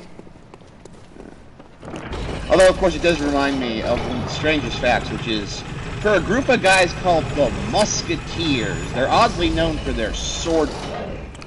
Well, there's actually a reason for that. Musketeers were generally armed with swords. And they were outfitted with rapiers and muskets. I guess what I'm saying is that they tend to not use the muskets very much in Three Musketeers movies. No, but the musketeer as a troop type is refined as is generally like a light infantry, armed with a sword and a long gun. Generally from the Cavalier Musketeer from the English Civil War is when they became a popular troop type. As cheesy as it is, I love that 90s Three Musketeers. Oh yeah, no, it was great. It was a lot of fun. Yeah. I also like Tim Curry. Oh, Tim Curry was amazing as Richelieu, yeah. Yeah, awesome. Oh. No, I got nothing bad to say about that movie other than the fact that Chris O'Donnell was there, and Chris O'Donnell is the sort of boring guy you need for D'Artagnan. Yeah. And honestly, you know what? Here's the thing. I have a lot of warm feelings for Chris O'Donnell, like just as a man, just because I've seen him in interviews, and he just seems like kind of like a nice dorky dad.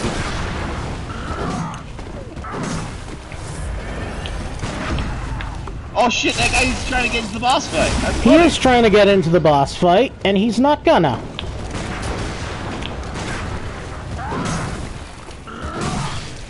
Ah, motherfucker's got me trapped against tombstones. I am not gonna let that happen. Like, apparently Chris O'Donnell saved his red Nightwing costume from Batman and Robin, and he has it on display in his house. I was like, hell yeah, man.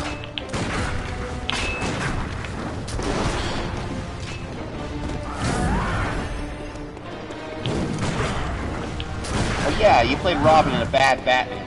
But you still played Robin in a Batman. That's kind of awesome. No, it's true. He should be proud of that. Yeah.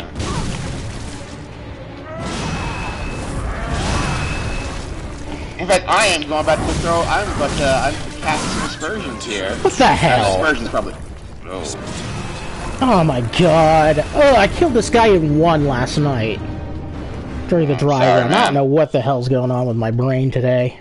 Ugh. I hate that this is happening during the teach. No, you're not being too distracting. I am just missing parries. But I will say this. Chris O'Donnell played Robin in a Batman movie, which is more than Joseph Gordon-Levitt can say. Oh! That is true of Joseph Gordon-Levitt. No, I'm sorry. That bit in The Dark Knight Rises pissed me off so fucking much. I'm sure it did, yeah. And, like, it didn't... And here's the thing, it didn't just piss me off as a fan, it pissed me off as, like... Because I was imagining, what if I'm not much of a fan, and I was just, like, watching, like, a Batman movie because it's, like, it's a popular movie, but I had a vague notion of, like, Batman and Robin from pop culture osmosis. Yeah. If I was that guy and I got to that part, I would have been like... That's fucking lame. That's a lame joke that you just did, Christopher Nolan. Yeah. That doesn't feel necessary at all. My time has been wasted.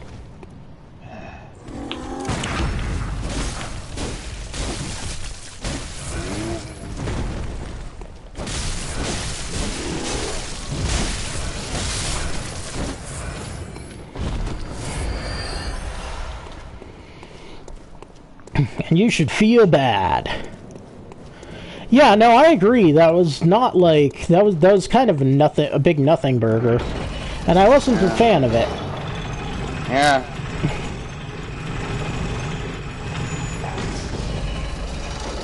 The thing I loved about Dark Knight Rises, though, is that the final conflict was the sometimes you just need to get rid of a bomb. Yeah, that part was fun. I did like that. I loved that he was doing that. Yeah, that was fun. I wish... Like, that movie's got a lot of problems, like a lot of problems. A lot, yes. So many problems. Like, I think it's pretty clear that,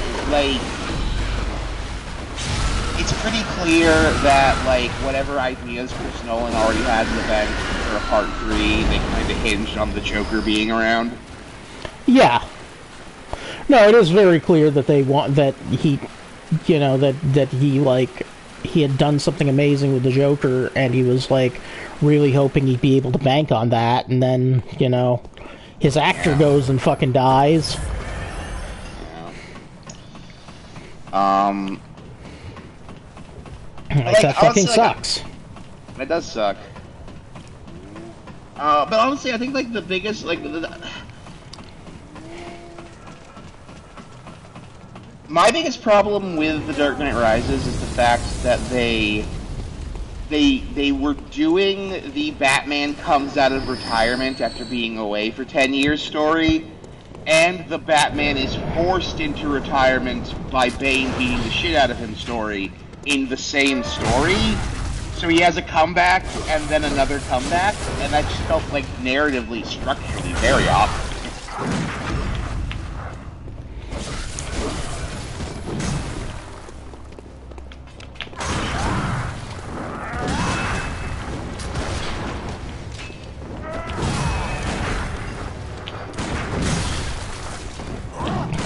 I'm shooting way too often, too soon.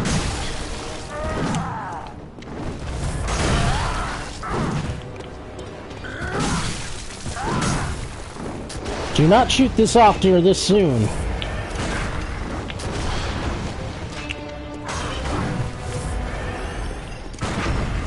There we go. Dick.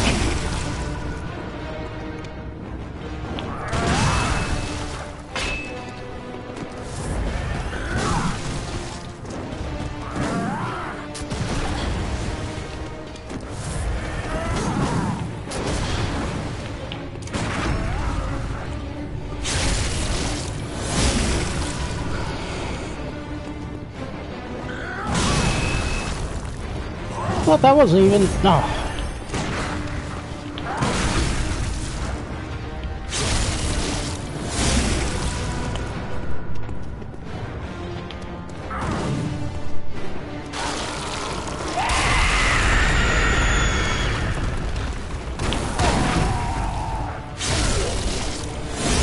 Yeah, big.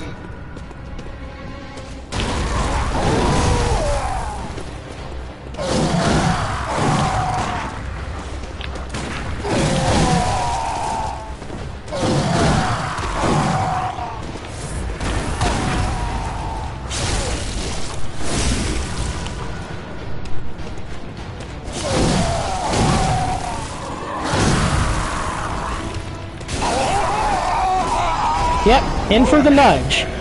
Alright, do not go for the parry when you can go for the nudge sometimes. Sometimes the nudge will do it. Sometimes you just need the nudge. Trust the nudge. Good nudging. Good nudge. Yeah, that was a good nudge. Yeah, that was a very necessary nudge. Alright, and so now we're going to open up the Tomb of Verdun. And we're going to find some things out.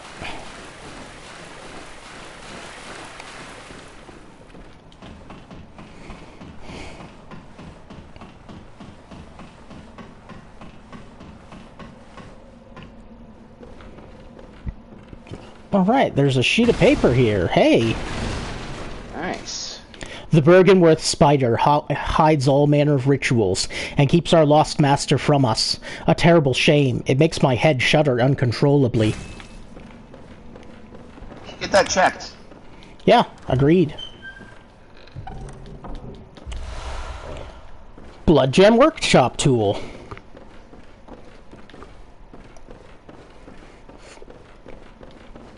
So now I should go back here, because I forgot to grab something.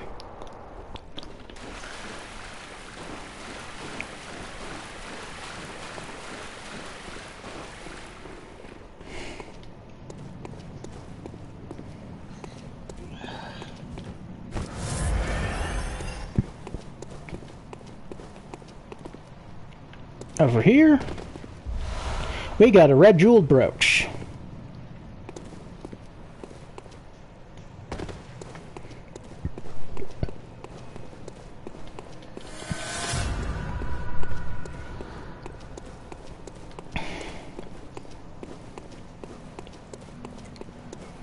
We're gonna go up here. Into here. Back up. We now have a blood gem workshop tool.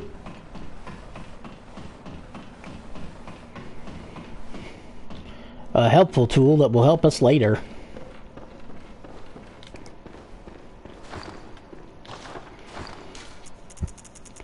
How many am I on? Okay, I've only got 2 more bloodstone shards. Okay, I'm not getting this to +2 right now. Now we move into here. Oh no, cutscene. I know what that means. I've got 3 vials and 4 bullets. We just killed Gascoigne. This is actually one of the rare cutscenes that does not include a boss. Oh, okay. Well, I There are just, sometimes like, area skipping transition cutscenes in this game. Gotcha. I just figured you might be jumping ahead to a boss out of sheer hubris. Oh no.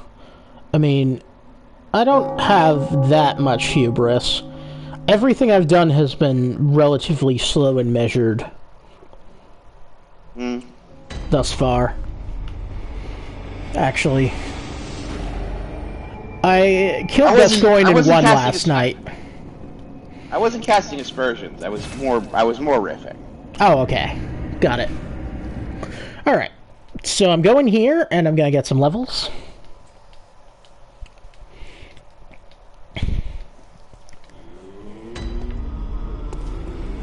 Because I was mostly riffing to cover for the fact that I wasn't really paying attention to it had only been like 5 fucking seconds to the last boss. Alright.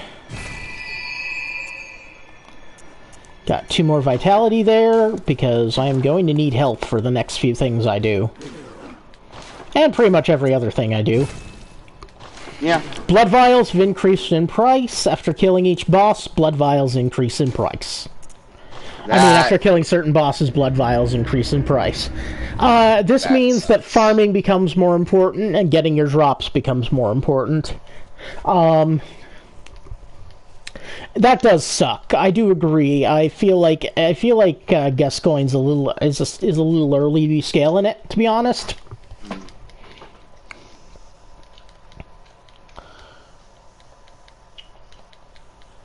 I'm used to prices going down as you continue to play the game, not up. Yeah.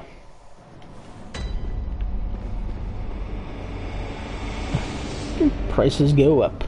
All right. Oh, you must be a hunter. This is the Erden Cathedral Dweller. Must have mastered your scent. This creature, a creature like this guy, is found in one of the Chalice dungeons, which implies that he's at a very, very high level of beasthood. Since forever. But Nicely. Not this time. he's still Even some folks protected himself and holed up here in the cathedral and is waiting for some people to bring to safety. about this, they'll be safe here. The Erden Cathedral Dweller is possibly the nicest person in any Souls game. Because this is a person who, for several reasons, should be in a state of spiritual degradation and beasthood, but is instead trying to help people. And I have a lot of admiration for that. As do I.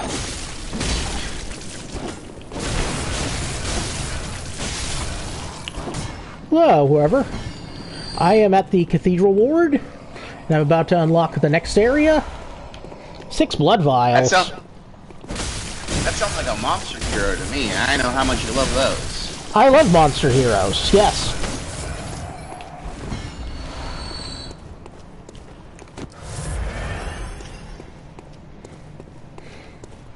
I'm very fond of them myself. Yeah. Pretty great. Yeah, no, I think it's a great trope. And I think I think there have been a lot of great characters. I love what Marvel did with it in the 70s. Oh yeah. Hellboy's great. Holy shit. Just one-shotted me with that torch. Jesus. Yeah, no, that's crazy. And I just bought 3 more points of vitality. Jesus Christ, what is wrong with these people? Yeah, damage in this game is kind of cracked. Sometimes. They got a haunted blood transfusion and got zombie AIDS. Is what yeah, happened. pretty much. That is what is wrong with these people, yes. They are in bad shape. They are sick in a horrible, horrible way.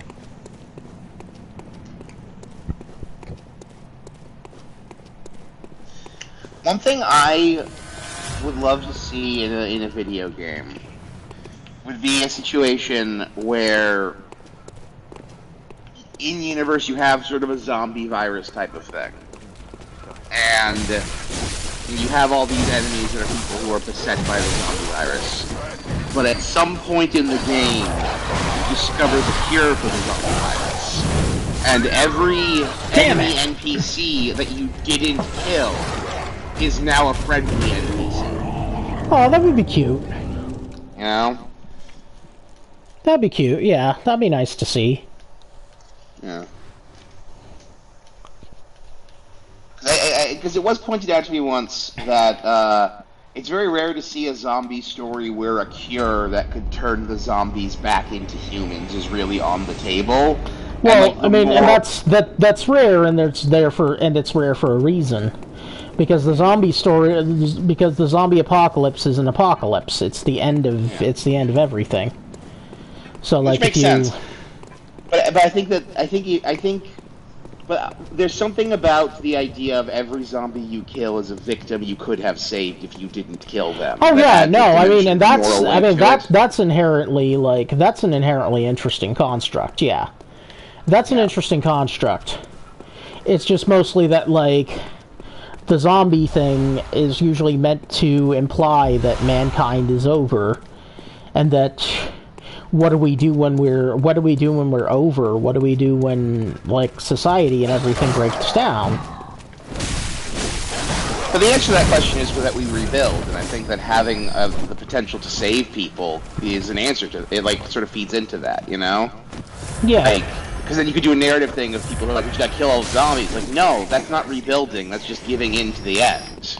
Oh yeah, no, for sure. And I mean, and that's usually the result of the zombie thing, is we either find a place where there can be no zombies, or we find ways to kill all the zombies. And yeah, no, I agree with you there that there's kind of a toxic libertarianism, to zombie fiction, of course. I mean, there always has been. Yeah. And I think that I think having the zombies be savable, at least in theory, adds a moral dimension to the story that I think is interesting. That I would like, and in fact, I can only think of one example of that in all of zombie fiction, and that is the Community Halloween episode where they got rabies from bad food. I would say Charlton Heston's the Omega Man with Charlton Heston also has that. That's true. That's true.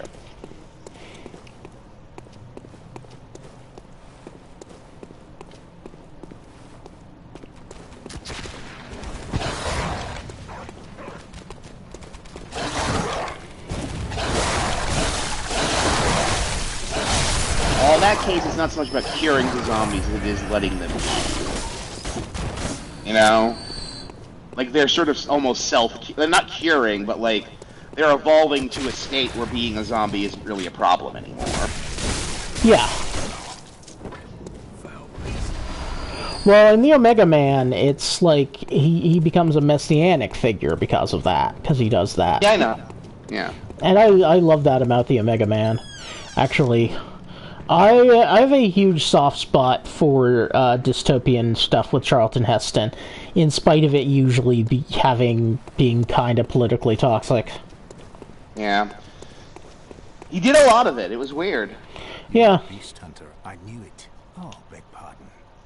You may call me Alfred, protege of Master Legere. I just remember So, the episode of Weekend Update of SNL after Charlton Heston became the president of the NRA, and Norm Macdonald's joke was, the NRA recently elected Charlton Heston as president, and he, of course, has declared open hunting season on, and I quote, damned dirty apes. Oh yeah, I remember that. Yeah. So this guy, when you encounter this guy, you want to go to cooperate, you'll get a couple of fire papers off of him. He can tell you more about Bergenworth and the Healing Church. But, like, I will do that next time I talk. I'll do that next time I talk to him. I will run into him again soon. But for right now, I find it's more important to open up the next area. Grab a map and knowledge. The most terrifying thing to me about Charlton Heston is how fucking sensible he was compared to modern conservatives. Oh yeah, no, it's true. Yeah, no, it's a sad state of affairs, that. No, he wasn't like a crazy asshole or nothing.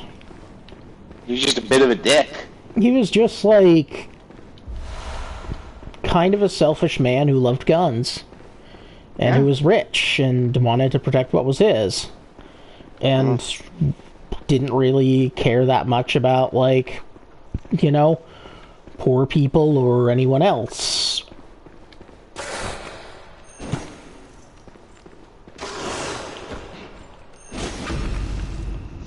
Cha!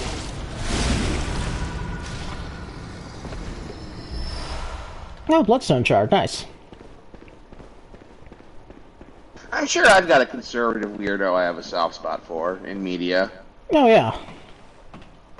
I mean, you're constantly mentioning Joe Rogan, and, like, Yeah, Joe Rogan is an apocalyptic threat.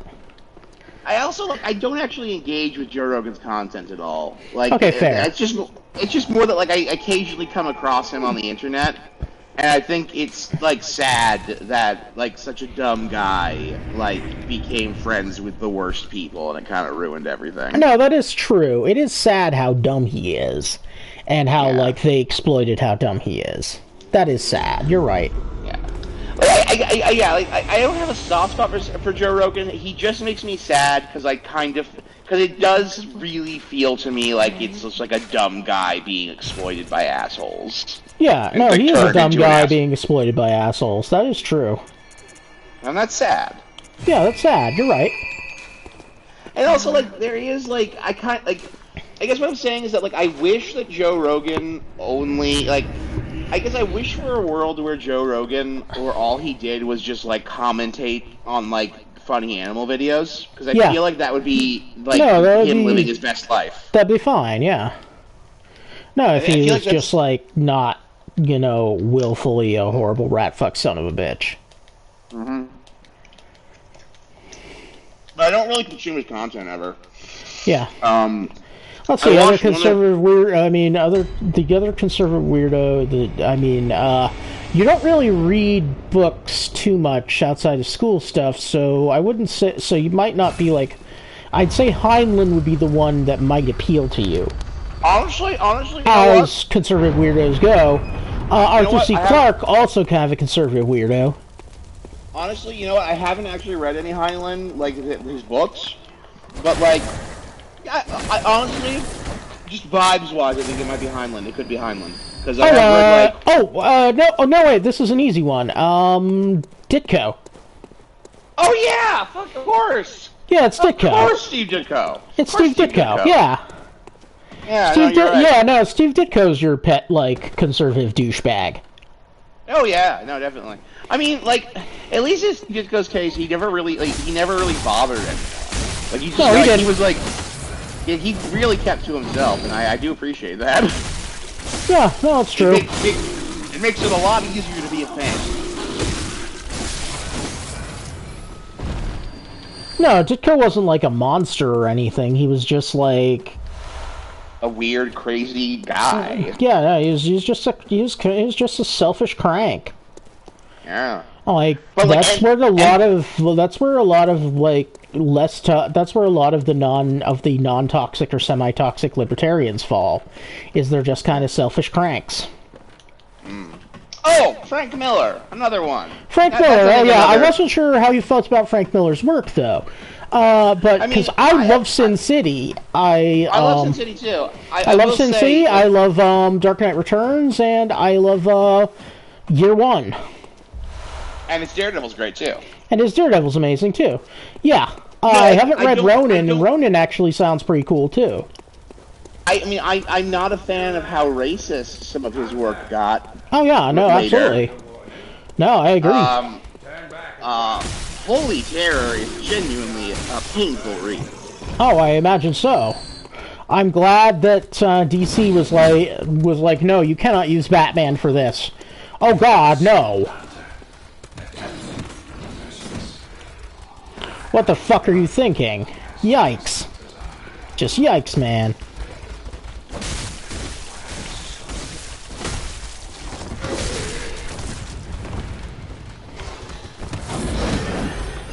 And it doesn't even, like, make sense, like...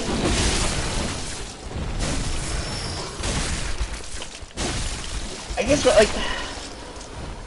I know his relationship with the Al Ghul family is complicated, but I feel like he does respect them as people, you know? Yes. Yeah, I don't think of Batman as, like, a hugely Islamophobic or racist individual, personally. Yeah. Okay, so this guy's about to... So there's a guy up on a chain gun who's shooting down. So I gotta time things right.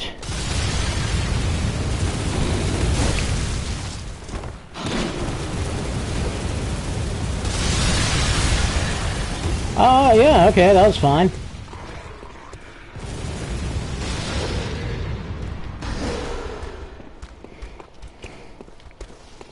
So I gotta continue to time things right. So yeah, this is a part where, like, one of the best things you could do here is just kind of gun it. Yeah. I tend to, this... Basically, like, if you think you're gonna have trouble with this area, just rewind the VOD and watch it a couple of times. You'll get out. You will emerge from this, and you'll be relatively fine-ish. In spite of... Whoop.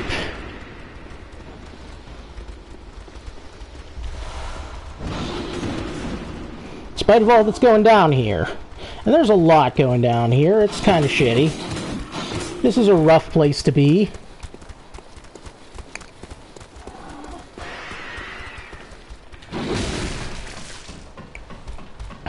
This guy's gonna try and follow me up the ladder. He'll do so slowly enough that I can stop and heal.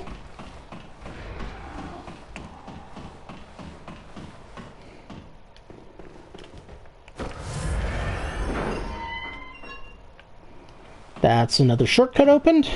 It's not the best shortcut. There's gotta be a much better shortcut in a little bit. Hey, man. How about a vial? You got vials, man? Oh, you ain't got no vials. Why am I even talking to you? Why do I bother with you people? You ain't even got no vials. Broke-ass motherfuckers.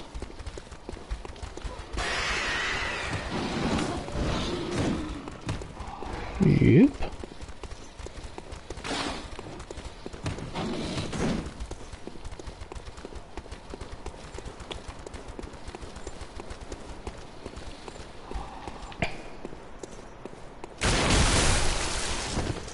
Hey, don't worry about it. You know, I am going to try and committing to reading more. You should commit to reading more books. Yeah, reading more books is good. You should read more books. I gotta finish Dorian Gray. Dorian Gray is great. I'm gonna commit to finishing Dorian Gray and starting a book that isn't for school this weekend. Good for you. I like that. I'm glad to hear that. That's awesome.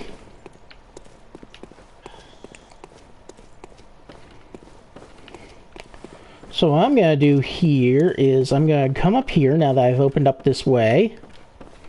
I'm going to go up this ladder.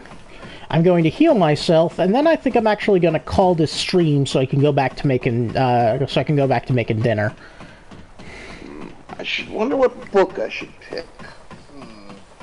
I'll figure something out. I got plenty around here I can pick from. Oh yeah, for sure. I could try and finally finish Cavalier and Clay. I keep picking that up. And oh, well, Cavalier and Clay is amazing. I love it. I'm a big fan of Michael Chabon. He wrote Spider-Man too. I know. I read a lot of his short stories, and I like them. I enjoy Chabon a lot. I just, I don't know what it is. And Wonder Boys is great. I fucking love Wonder Boys.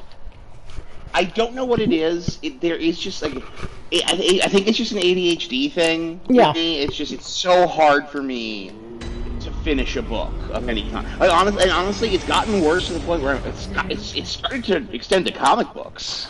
Oh shit! Yeah. No, I know how that can go sometimes.